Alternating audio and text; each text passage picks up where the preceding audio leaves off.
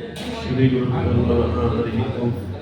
योऽन्तःप्रविश्य मम वाचमिमां प्रसुप्तां सञ्जीवयत्यखिलशक्तिधरस्वधाम्ना अन्यांश्च हस्तचरणश्रवणत्वगादि प्राणान् नमो भगवते पुरुषाय तुभ्यं।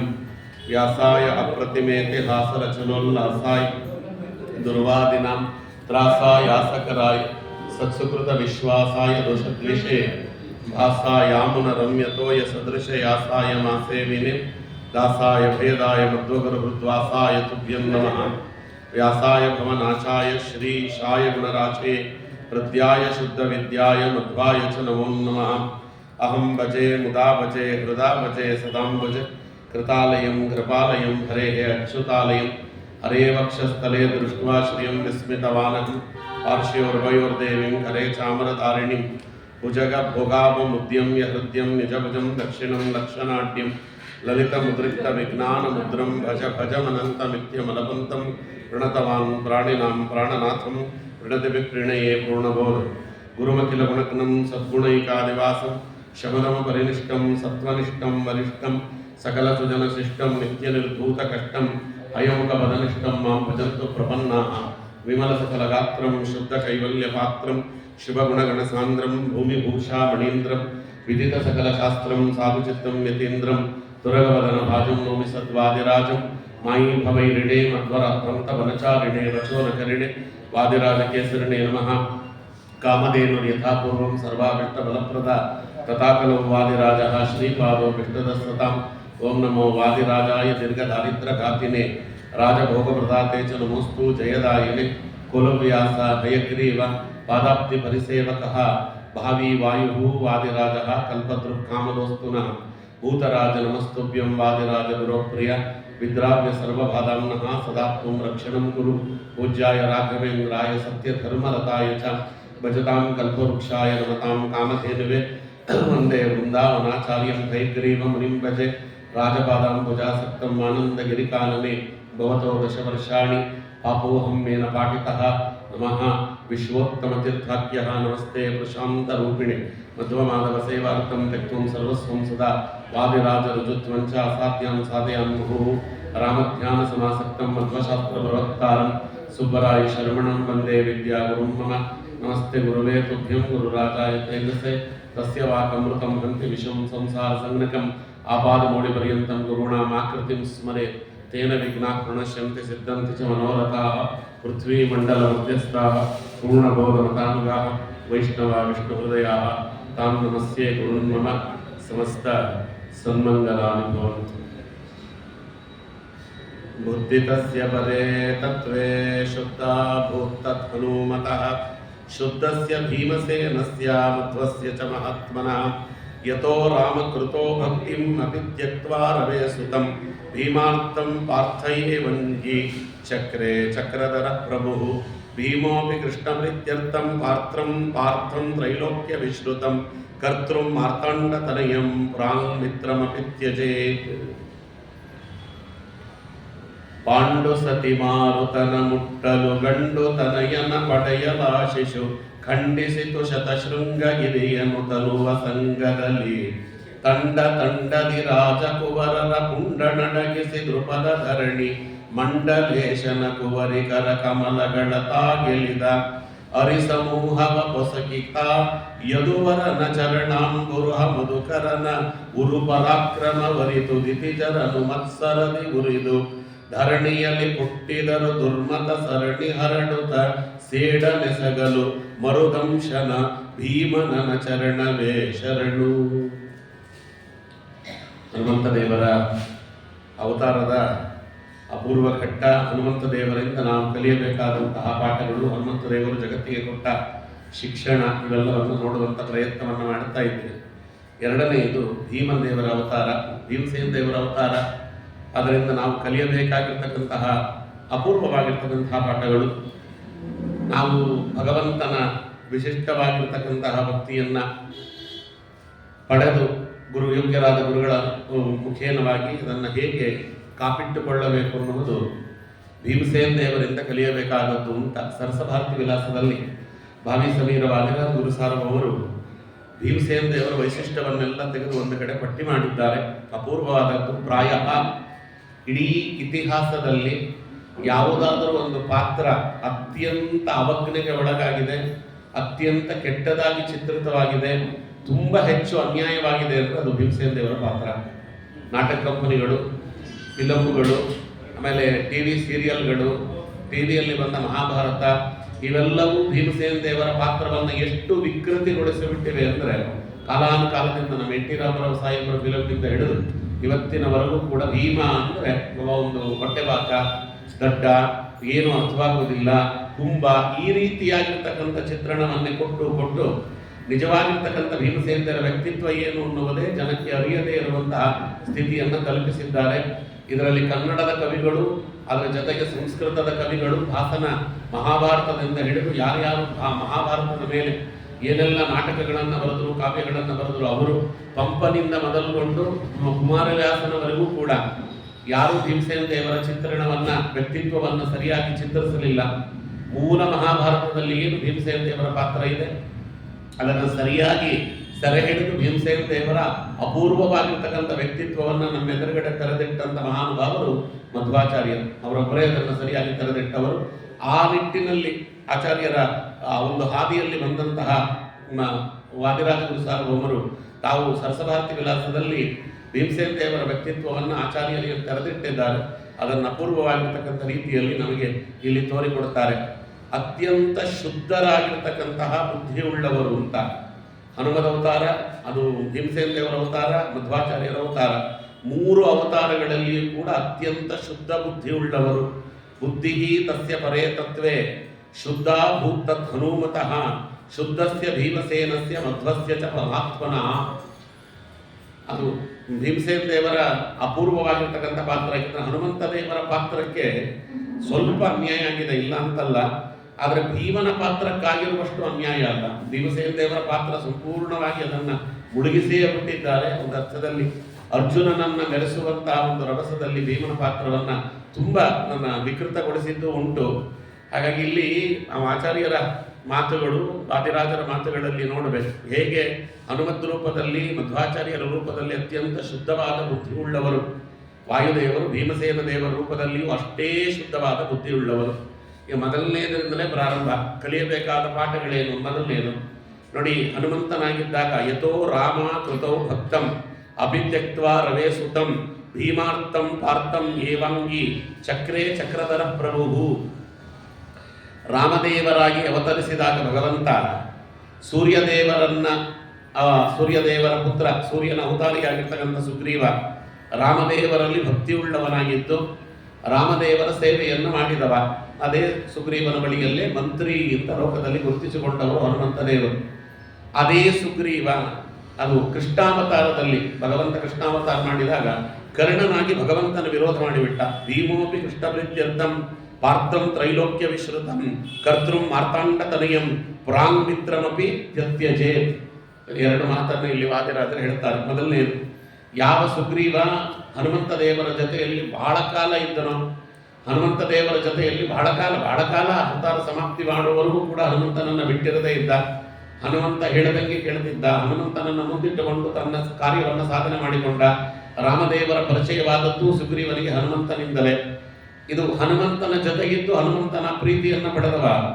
ರಾಮದೇವರನ್ನ ಬಿಟ್ಟು ಅಲ್ಲಿ ಕೃಷ್ಣನಾದಾಗ ರಾಮರು ಅವರು ದುರ್ಯೋಧನನ ಪಕ್ಷ ಸೇರಿದ ಅನ್ನೋ ಒಂದೇ ಕಾರಣಕ್ಕೆ ಅವನನ್ನು ಸಂಪೂರ್ಣವಾಗಿ ತೊರೆದು ಬಿಟ್ಟರು ಭೀಮಸೇನ ದೇವರು. ಯದ್ಯಪಿ ಪೂರ್ವಾವತಾರದಲ್ಲಿ ತನಗೆ ಒಂದು ಲೋಕದ ದೃಷ್ಟಿಯಿಂದ ರಾಜನಾಗಿದ್ದರು, ತನಗೆ ಅತ್ಯಂತ ಪ್ರೀತಿಪಾತ್ರನಾದವನಾಗಿದ್ದರು, ರಾಮದೇವರ ಸೇವೆ ಮಾಡಿದವನಾಗಿದ್ದರೂ ಕೂಡ ಈ ಒಂದು ಜನ್ಮದಲ್ಲಿ ಅವ ಕೃಷ್ಣ ವಿರೋಧಿಯಾದ ಕೆಲಸ ಮಾಡ್ತಿದ್ದಾನೆ ಅಂತ ಅವ ಕರ್ಣನಾಗಿ ಹುಟ್ಟಿದಾಗ ಅವನನ್ನು ಸಂಪೂರ್ಣವಾಗಿ ತೊರೆದು, ಯಾರು ವಾಲಿಯಾಗಿದ್ದಾಗ ರಾಮದೇವರ ವಿರೋಧವನ್ನು ಮಾಡಿದ್ದ, ರಾವಣನ ಜೊತೆಯಲ್ಲಿ ಸೇರಿ ರಾಮದೇವರ ವಿರೋಧ, ಧರ್ಮಕ್ಕೆ ವಿರೋಧಾದಿಗಳನ್ನು ಮಾಡಿದ್ದ, ಅವ ತನ್ನ ತಪ್ಪನ್ನು ಅರಿತುಕೊಂಡು ಈಗ ಅರ್ಜುನನಾಗಿ ಹುಟ್ಟಿದ್ದಾನಾದ್ರಿಂದ ಈಗ ಅರ್ಜುನನನ್ನ ಕೃಷ್ಣನ ಭಕ್ತ ಅನ್ನುವ ಕಾರಣಕ್ಕೆ ಮೇಲೆತ್ತಿದ್ದು. ಇಲ್ಲಿ ಪ್ರಧಾನವಾಗಿರ್ತಕ್ಕಂಥದ್ದು ಕೃಷ್ಣನ ಭಕ್ತಿ. ಯಾರು ಕೃಷ್ಣನ ಭಕ್ತರೋ ಅವರು ಭೀಮಸೇನ ದೇವರಿಗೆ ಅತ್ಯಂತ ಪ್ರಿಯರು, ಯಾರು ಕೃಷ್ಣನ ವಿರೋಧಿಗಳೋ ಅವರು ಭೀಮಸೇನ ದೇವರಿಗೆ ಅತ್ಯಂತ ಪ್ರಿಯರಲ್ಲವೇ ಅಲ್ಲ ಅಂತ. ಕಲಿಯಬೇಕಾದ ದೊಡ್ಡ ಪಾಠ ಏನು ಅಂತ ಕೇಳಿದರೆ, ಧರ್ಮರಾಜನಂತೆ ಅಜಾತ ಶತ್ರು ಅನ್ನಿಸಿಕೊಳ್ಳಬಾರದು. ಇದನ್ನ ವಾದಿರಾಜರು ಬಹಳ ಸ್ಪಷ್ಟವಾಗಿ ಹೇಳ್ತಾರೆ. ಲೋಕದಲ್ಲಿ ಎರಡು ದಾರಿ ಇರ್ತದಂತೆ ಒಬ್ಬರಿಗೆ. ತಾನು ಅಜಾತ ಶತ್ರು ಅನ್ನಿಸ್ಕೊಳ್ಳಬೇಕು ಧರ್ಮರಾಜನ ರೀತಿ ಅಂತ. ಅಜಾತ ಶತ್ರು ಅಂದರೆ ನಾನು ಯಾರ ವೈರತ್ವವನ್ನು ಮಾಡಲಿಲ್ಲ, ಆದ್ದರಿಂದ ನನಗೆ ಯಾರು ವೈರಿಗಳಿರಬಾರದು ಅನ್ನುವಂತಹ ಒಂದು ರೀತಿಯ ಮಾನಸಿಕವಾಗಿರ್ತಕ್ಕಂತಹ ಭಾವ. ಅದಕ್ಕೆ ವಾದಿರಾಜರಂದರು ಸರಸಭಾರತಿ ವಿಲಾಸದಲ್ಲಿ, ಈ ದಾರಿಗೆ ಏನಾದರೂ ಹೋಗಿಬಿಟ್ರೆ, ನಾನು ಯಾರನ್ನೂ ಕೂಡ ದ್ವೇಷ ಮಾಡಲಿಲ್ಲ, ನನ್ನನ್ನು ಯಾರು ದ್ವೇಷ ಮಾಡಬಾರದು, ನಾನು ಯಾರನ್ನೂ ದ್ವೇಷ ಮಾಡಲಿಲ್ಲ, ಈ ದಾರಿಗೆ ಏನಾದರೂ ಹೋಗಿಬಿಟ್ರೆ ಹೆಂಡತಿಯ ಮಾನವನ್ನು ಕಾಪಿಟ್ಟುಕೊಳ್ಳಿಕ್ಕಾಗುವುದಿಲ್ಲ ಧರ್ಮರಾಜನ ದಾರಿಗೆ ಹೋದರೆ. ಭೀಮಸೇನ ದೇವರಿಗಿದ್ದಷ್ಟು ಶತ್ರುಗಳು ಪ್ರಪಂಚದಲ್ಲಿ ಯಾರಿಗೂ ಇರಲಿಲ್ಲ. ಆದರೆ ಭೀಮ ಯಾವುದನ್ನು ಕೂಡ ತಲೆಗೆ ಹಾಕೊಳ್ಳಿಲ್ಲ. ನಾನು ಧರ್ಮದಲ್ಲಿಯೇ ಇರ್ತೇನೆ, ಧರ್ಮದಲ್ಲಿಯೇ ನಡೀತೇನೆ, ಶುದ್ಧೇ ಭಾಗವತೆ ಧರ್ಮೇ ನಿರತೋಯ ದುರ್ಗೋದರ. ಜಗತ್ತು ಏನಾರು ಅಂದ್ಕೊಳ್ಳಿ, ಜಗತ್ತಿನ ಜನ ಹೆಂಗೆ ಬೇಕಾದರೂ ಏನು ಬೇಕಾದರೂ ಕೂಡ ನನ್ನ ಮೇಲೆ ಆಪಾದನೆಗಳನ್ನು ಹಾಕಲಿ, ಧರ್ಮ ಬಿಟ್ಟು ಒಂದು ಇಂಚನ್ನು ಆ ಕಡೆ ಈ ಕಡೆ ಹೋಗುವುದಿಲ್ಲ. ಅದಕ್ಕೋಸ್ಕರ ಕೃಷ್ಣನಿಗಾಗಿ ಬದುಕಿದ್ದು ಅಂತ, ಭಗವಂತನಿಗಾಗಿ ಬದುಕಬೇಕು ಅನ್ನುವುದಿದೆಯಲ್ಲ, ಅದನ್ನು ತೋರಿಸಿಕೊಟ್ಟವರು ಭೀಮಸೇನ ದೇವರು. ತನ್ನದೇ ಸ್ನೇಹಿತನಾಗಿ ತನ್ನ ಜೊತೆಯಲ್ಲಿದ್ದಂಥ ಸುಗ್ರೀವ ದುರ್ಯೋಧನನ ಪಕ್ಷ ಸೇರಿದ ಕರ್ಣನಾಗಿ ಎನ್ನುವ ಕಾರಣಕ್ಕೆ ಅವನನ್ನು ಸಂಪೂರ್ಣವಾಗಿ ತೊರೆದು, ಯಾರು ರಾಮದೇವರ ವಿರೋಧವನ್ನು ಮಾಡಿದ್ದ ವಾಲಿ, ಅದೇ ವಾಲಿ ರಾಮದೇವರ ಭಕ್ತನಾಗಿ ಈಗ ಕೃಷ್ಣನ ಭಕ್ತನಾಗಿದ್ದಾನೆ ಎನ್ನುವ ಕಾರಣಕ್ಕೆ ಅರ್ಜುನನನ್ನು ತಾವು ಸ್ವೀಕಾರ ಮಾಡಿದರು ಎನ್ನುವುದು ನಾವಿಲ್ಲಿ ನೋಡಬೇಕು. ಹಾಗಾಗಿ ನಮ್ಮಲ್ಲಿರಬೇಕಾದಂಥ ಒಂದು ದೊಡ್ಡ ಗುಣ ಇದು. ನಾವು ಯಾರನ್ನಾದರೂ ಸ್ನೇಹಿತರು ಅಂತ ಸ್ವೀಕಾರ ಮಾಡಬೇಕಾದ್ರೆ ಅವರು ಭಗವಂತನ ಭಕ್ತರಾಗಿರಬೇಕು ಎನ್ನುವುದನ್ನು ನೋಡಬೇಕು. ಇಲ್ಲ, ಅವರಿಂದ ನಮಗೆ ಎಷ್ಟೇ ಉಪಕಾರ ಆಗಿರಬಹುದು, ಅವರು ನಮಗೆ ಯಾವುದೋ ಕಾಲದಲ್ಲಿ ಏನೋ ಯಾವ ರೀತಿಯಲ್ಲೂ ಕೈ ಹಿಡಿದಿರಬಹುದು, ಕೃತಜ್ಞರಾಗಿರುವುದು ತಪ್ಪಲ್ಲ. ಹಾಗಂತ ಅವರನ್ನು ತಲೆಯ ಮೇಲೆ ತಗೊಂಡು ಮೆರೆಸೋದಲ್ಲ. ಇದಕ್ಕೋಸ್ಕರವಾಗಿ ನೀವು ಅವತ್ತು ಮಾಡಿದ್ದ ಸಹಾಯಕ್ಕೆ ನಾವು ಕೃತಜ್ಞರಾಗಿದ್ದೇವೆ, ಹಾಗಂತ ನೀವು ಹೇಳದಂಗೆಲ್ಲ ಮಾಡ್ಲಿಕ್ಕಾಗೋದಿಲ್ಲ. ನೀವು ಕೃತಜ್ಞರಾಗಿ ಇದ್ದೇವೆ ನಿಮ್ಮ ಕಾರಣಕ್ಕೆ ಅನ್ನೋ ಕಾರಣಕ್ಕೆ ನೀವು ಧರ್ಮ ವಿರೋಧಿಯಾಗಿರ್ತಕ್ಕಂಥ ಕೆಲಸಗಳನ್ನು ಮಾಡಿಕೊಡಿದ್ರೆ ಮಾಡಿಕೊಡೋದಕ್ಕಾಗುವುದಿಲ್ಲ. ಅದರಲ್ಲಿ ಇಷ್ಟೂರವೇ. ಯಾಕೆಂದ್ರೆ ಎಲ್ಲದಕ್ಕಿಂತ ದೊಡ್ಡವ ಭಗವಂತ ಒಬ್ಬ ಇದ್ದರೆ ನಮ್ಮ ಪರವಾಗಿ ಜಗತ್ತೆಲ್ಲವೂ ಕೂಡ ನಮ್ಮ ಪಾದದಡಿಯಲ್ಲಿ ಬರುತ್ತದೆ. ಭಗವಂತ ಒಬ್ಬ ನಮ್ಮ ವಿರೋಧ ಆಗಿಬಿಟ್ರೆ ಯಾರೇ ನಮಗೆ ಸ್ನೇಹಿತರಾಗಿದ್ದರೂ ಕೂಡ ಯಾರು ನಮ್ಮ ಕಷ್ಟ ಕಾಲಕ್ಕೆ ಬರುವುದಿಲ್ಲ. ನೋಡಿ, ಇದನ್ನ ಗೋಪಾಲದಾಸರು ಹೇಳ್ತಾರೆ, ಹರಿನಿ ಒಲಿಯಲು ಆರು ಮುನಿದೇನು ಮಾಡುವರು. ಒಂದೇ ಒಂದು ಪ್ರಶ್ನೆ, ಭಗವಂತ ಒಬ್ಬ ಒಲಿದರೆ ಪ್ರಪಂಚವೇ ನಮ್ಮ ವಿರೋಧವಾಗಿ ನಿಂತರು ಯಾರು ಏನು ಮಾಡ್ಲಿಕ್ಕಾಗೋದಿಲ್ಲ. ಭಗವಂತ ನಮ್ಮ ಕಡೆಗಿದ್ದಾಗ ಭೀಮಸೇನ ದೇವರು ಒಂದೇ ಕಡೆ ಇದ್ದರು. ಇಡೀ ಜಗತ್ತಿನಲ್ಲಿರುವ ಎಲ್ಲ ಅಸುರರು ಭೀಮನ ವಿರೋಧವಾಗಿದ್ದರು. ಏನೆಲ್ಲ ಮಾಡಿದ್ರು ಭೀಮಸೇನ ದೇವರಿಗೆ? ಮಾಡಬಾರದ ಕೆಲಸಗಳನ್ನೆಲ್ಲ ಮಾಡಿ ಆಯಿತು. ಭೀಮಸೇನ ದೇವರಿಗೆ ಕೊಟ್ಟಷ್ಟು ಹಿಂಸೆ, ಭೀಮಸೇನ ದೇವರ ಮೇಲೆ ಮಾಡಿದಷ್ಟು ದ್ರೋಹ ಇನ್ಯಾರ ಮೇಲೂ ಮಾಡಲಿಲ್ಲ ದುರ್ಯೋಧನಾದಿಗಳು. ವಿಷ ಹಾಕಿದರು, ಬಾಲ್ಯದಲ್ಲಿ ವಿಷ ಹಾಕಿದರು ಅಲ್ವಾ, ಪ್ರಮಾಣ ಕೋಟಿಯಲ್ಲಿ ಮುಳುಗಿಸಿದ್ರು, ಹಾವುಗಳನ್ನು ಮೈ ಮೇಲೆ ಬಿಟ್ಟರು, ಮಂತ್ರಶಕ್ತಿಯಿಂದ ಪಾತಾಳದಲ್ಲಿದ್ದ ಹಾವುಗಳನ್ನು ಯಾವುದು ಸಾಯುವುದಿಲ್ಲವೋ ಅಂತ ಹಾವುಗಳನ್ನು ಬಿಟ್ಟರು, ಹೊರಗಿನ ಮನೆಯಲ್ಲಿಟ್ಟು ಸುಡ್ಲಿಕ್ಕೆ ಪ್ರಯತ್ನ ಮಾಡಿದರು. ಏನೇ ಮಾಡಬಾರದು ಎಲ್ಲವನ್ನ ಮಾಡಿ ಆಯಿತು. ಅದಕ್ಕೆ ಒಂದು ಮಾತು ಗುರುಗಳು ಹೇಳ್ತಿರ್ತಾರಲ್ಲ, ಲಡ್ಡುಗೆ ಮಾಡಿಸಿದಂಥವ ದುರ್ಯೋಧನ. ಯಾವ ಲಡ್ಡುಗೆ? ಅದು ಕಾರ್ಕೋಟಕ ವಿಷ, ಕಾಲಕೂಟದಲ್ಲಿ ಮುಕ್ತವಾದಂಥ ವಿಷ. ಅದು ಶುಕ್ರಾಚಾರ್ಯರಿಗೆ ಹೋಗಿ ಶುಕ್ರಾಚಾರ್ಯರಿಂದ ಶಕುನಿ ಒಂಚೂರು ತೆಗೆದಿಟ್ಕೊಂಡಿದ್ದಂತೆ. ಅದನ್ನ ಒಬ್ರು ಅಲ್ಲಿ ಲಾಡುವಿನಲ್ಲಿ ಹಾಕಿ ಭೀಮಸೇನ ದೇವರಿಗೆ ತಿನ್ನಿಸ್ಲಿಕ್ಕೆ ಅಂತ ಹೋದದ್ದು. ಅವನು ನಗ್ತಾ ಇದ್ದಾನೆ ದುರ್ಯೋಧನ. ಯಾಕೆ ನಗ್ತಾ ಇದ್ದಾನೆ ಅಂದ್ರೆ, ಅಯ್ಯೋ ಮುಂಡೆದು ಗೊತ್ತಿಲ್ಲ, ಒಳಗಡೆ ವಿಷ ಇದೆ ಅಂತ ಗೊತ್ತಿಲ್ಲ, ಆ ವಿಷ ಇರುವಂತ ಲಡ್ಡಿಗೆಯನ್ನ ಚಪ್ಪರಿಸ್ಕೊಂಡು ತಿಂತಾ ಇದ್ದಾನೆ. ಇನ್ನು 5 ನಿಮಿಷ ಅದನ್ನು ಉರುಳಿ ಬಿಡ್ತಾನವ, ಇನ್ನು 5 ನಿಮಿಷಕ್ಕೆ ಹೋಗಿ ಬಿಡ್ತೇನೆ ಅಂತ ಗೊತ್ತಿಲ್ಲದೆ ತಿಂತಿದ್ದಾನಲ್ಲ ಅಂತ ಅವನಗ್ತಿದ್ರೆ ಭೀಮಸೇನ ದೇವರು ಒಳಗಿನಿಂದ ನಗ್ತಿದ್ದಾರಂತ, ಅಯ್ಯೋ ಹುಚ್ಚ, ಕೇಶಿ ವಿಷಸ್ಯ ಪಾತ್ರೇಣ ಯದ್ರುದ್ರೇಣ ಬಿಭತ್ಸಹ. ನಾನು ಕಾಲಕೂಟ ವಿಷವನ್ನೇ ಸಂಪೂರ್ಣವಾಗಿ ಕುಡಿದು ಅರಗಿಸಿಕೊಂಡವ, ಈ ವಿಷ ನನಗೇನು ಮಾಡ್ತದೋ, ಅದರ ಪರಿಜ್ಞಾನವೇ ಇಲ್ಲದೆ ನನ್ನನ್ನೇನೋ ಮಾಡಿಬಿಡ್ತೇನೆ ಅನ್ನುವಂಥ ಹುಂಬುತನದಿಂದ ನೀನು ನಗುತ್ತಾ ಇದ್ದೆ, ನಗೂ ಪರವಾಗಿಲ್ಲ ಅಂತ ಹೇಳಿ ಅದನ್ನು ತಿಂದು ಕುಡಿದು ಅರಗಿಸಿಕೊಂಡವರು ಸ್ವರೂಪಗತಃ ಭಗವಂತನ ಮೇಲಿರುವಂತಹ ಭಕ್ತಿ ಭೀಮಸೇನ ದೇವರಲ್ಲಿ ನಾವು ನೋಡಬಹುದು. ಭೀಮಸೇನ ದೇವರ ಅದಕ್ಕೆ ಭೀಮನ ನೆನೆದರೆ ಬಿಟ್ಟು ಹೋಗದೆ. ಪಾಪ ಭೀಮ ಅನ್ನುವುದನ್ನೇ ಭವತು ಭೀರ್ಮಾ ಇತಿ ನ ಸ್ವಂತಯಂತಂ ಅಂತಾರೆ. ಭೀ ಅಂದರೆ ಭಯ, ಮಾ ಅಂದರೆ ಮಾಡಬೇಡಿ. ನನ್ನ ಭಕ್ತರಾದವರಿಗೆ ಎಂದೂ ಭಯ ಬರುವುದಿಲ್ಲ.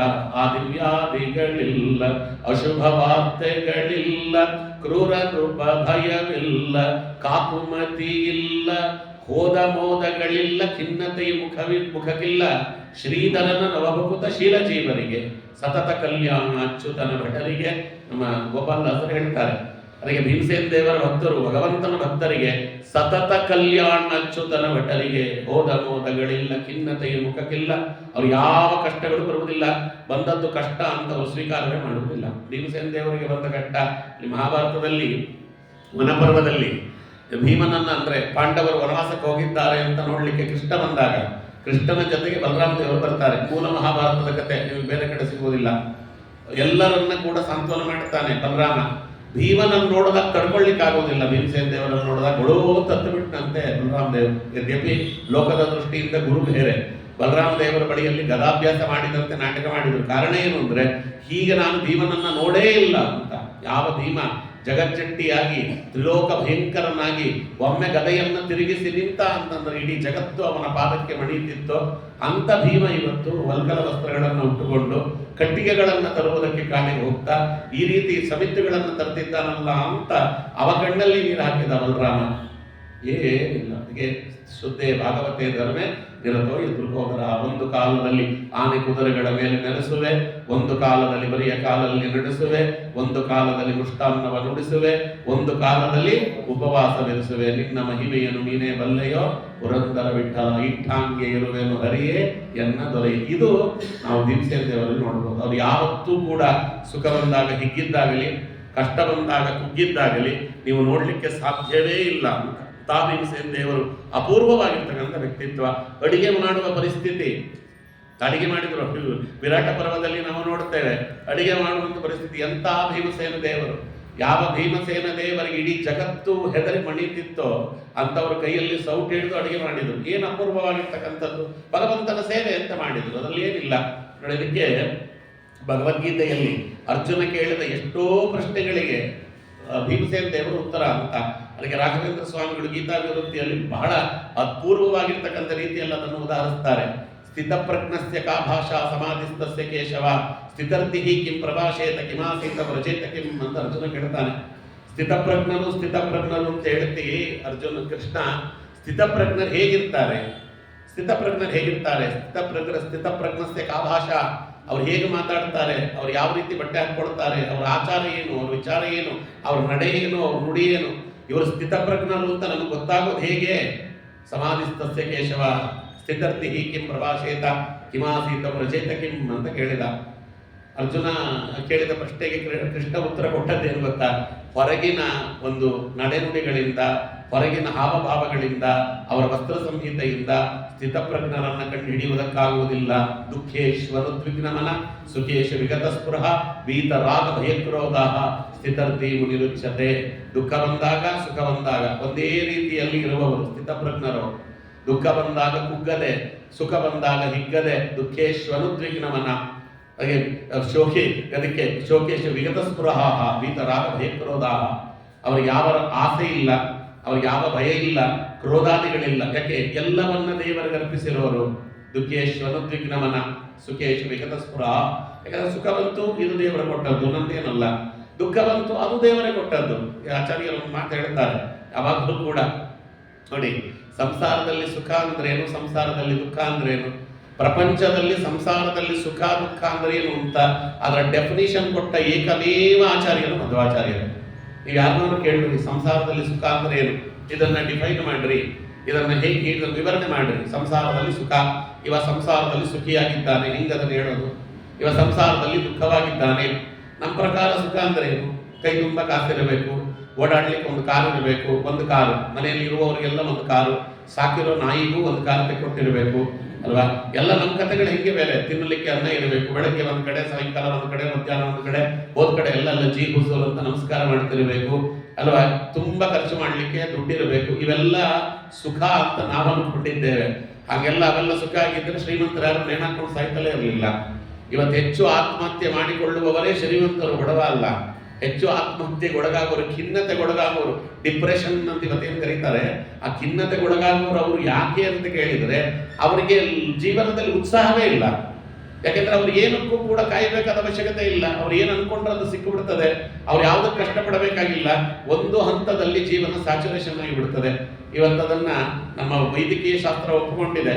ಇವತ್ತೇನು ನಮ್ಮ ಸೈಕೋಥೆರಪಿಸ್ಟ್ಗಳನ್ನು ಹೇಳ್ತಾರೆ, ಜೀವನದಲ್ಲಿ ಉತ್ಸಾಹ ಇರಬೇಕು, ಇಂಥದ್ದನ್ನ ಪಡೆಯಬೇಕು ಅನ್ನುವ ನಿಟ್ಟಿನಲ್ಲಿ ಒಬ್ಬ ಮನುಷ್ಯ ತಾನು ಕಾರ್ಯಪ್ರವೃತ್ತನಾಗಿದ್ರೆ ಮಾತ್ರ ಅವನ ಉತ್ಸಾಹದಲ್ಲಿ ಇರಲಿಕ್ಕೆ ಸಾಧ್ಯ, ಇಲ್ಲ ಅಂದ್ರೆ ಸಾಧ್ಯವೇ ಇಲ್ಲ.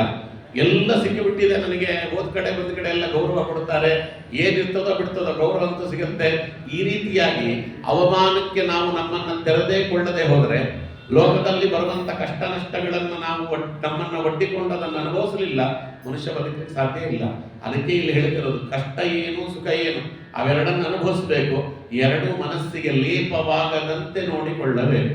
ಹೊರಗೆ ಲೋಕಾಸಕ್ತಿ, ಒಳಗೆ ಸಕಲ ವಿರಕ್ತಿ, ಹೊರಗೆ ಲೋಕ, ಹೊರಗೆ ಕಾರ್ಯಧ್ಯಾನ, ಒಳಗುದಾಸೀನ, ಹೊರಗೆ ಸಂಸ್ಕೃತಿ ಭಾರ, ಒಳಗದರ ತಾತ್ಸಾರ, ಹೊರಯೋಗ ಸೂತ್ರವಿದು ಮಂಕುತಿಮ್ಮ ಅಂತ ಡಿ ವಿ ಗುಂಡಪ್ಪನವರು ಹೇಳ್ತಾರೆ.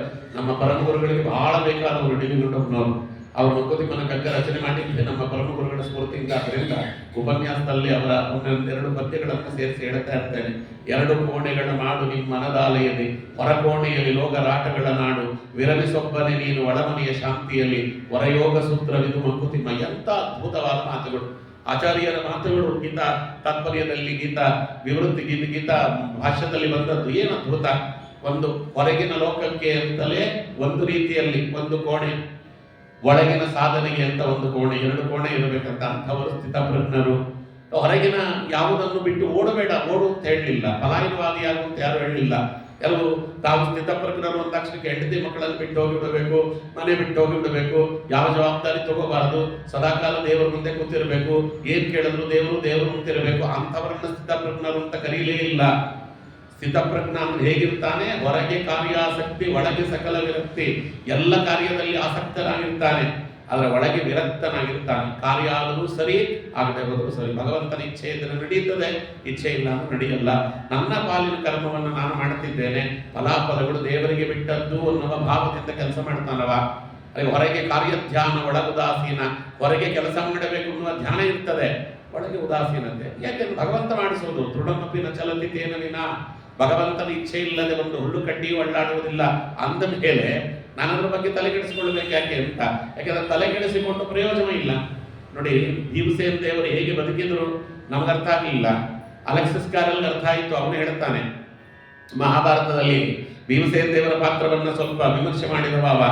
ಅವನೇನು ಹೇಳ್ದ ಗೊತ್ತಾ, ಜೀವನದಲ್ಲಿ ನೀವು ಸುಖವಾಗಿರ್ಬೇಕಾ, ಭೀಮನಿಂದ ಒಂದು ಪಾಠ ಕಲಿಯಿರಿ. ಏನು ಪಾಠ ಕಲಿಯೋದು ಅಂದ್ರೆ accept the world as it is ಅಂತ. ಜೀವನ ಹೇಗಿದೆಯೋ ಹಾಗೆ ಒಪ್ಪಿಕೊಂಡು ಕಳೆದರೋ ಬದುಕ್ತೀರಿ ಚೆನ್ನಾಗಿ. ನಾನು ಬಯಸಿದಂತೆ ಜಗತ್ತಿರುವುದಿಲ್ಲ. ಭೀಮನಿಂದ ಕಲಿಯಬೇಕಾದ ದೊಡ್ಡ ಪಾಠ ಅದು. ಭೀಮಸೇನ ದೇವರಿಗೆ ಎಲ್ಲವನ್ನ ಬದಲಾಯಿಸುವ ಶಕ್ತಿ ಇತ್ತು, ಶಕ್ತಿ ಇರಲಿಲ್ಲ ಅಂತಲ್ಲ, ಆದ್ರೆ ಯಾವುದನ್ನು ಬದಲಾಯಿಸಲಿಲ್ಲ. ಕಾರಣ ಏನು ಅಂದ್ರೆ ಭಗವಂತನ ಇಚ್ಛೆ ಹೇಗಿತ್ತು ಹಾಗೆ ನಡ್ಕೊಂಡ್ರು ಅವರು. ಜಗತ್ತಿನಲ್ಲಿ ಯಾರಾದ್ರೂ ಕೂಡ ಹೆಂಡತಿಯ ಸೆರಗಿಗೆ ಕೈ ಹಾಕಿದ್ರೆ ಸುಮ್ಮನಿರ್ತಾರೇನ್ರಿ? ಯಾರಾದ್ರೂ ಕೂಡ ನಪುಂಸಕ ಆಗಲಿ ಪರವಾಗಿಲ್ಲ, ಏನಾದ್ರೂ ಆಗಲಿ.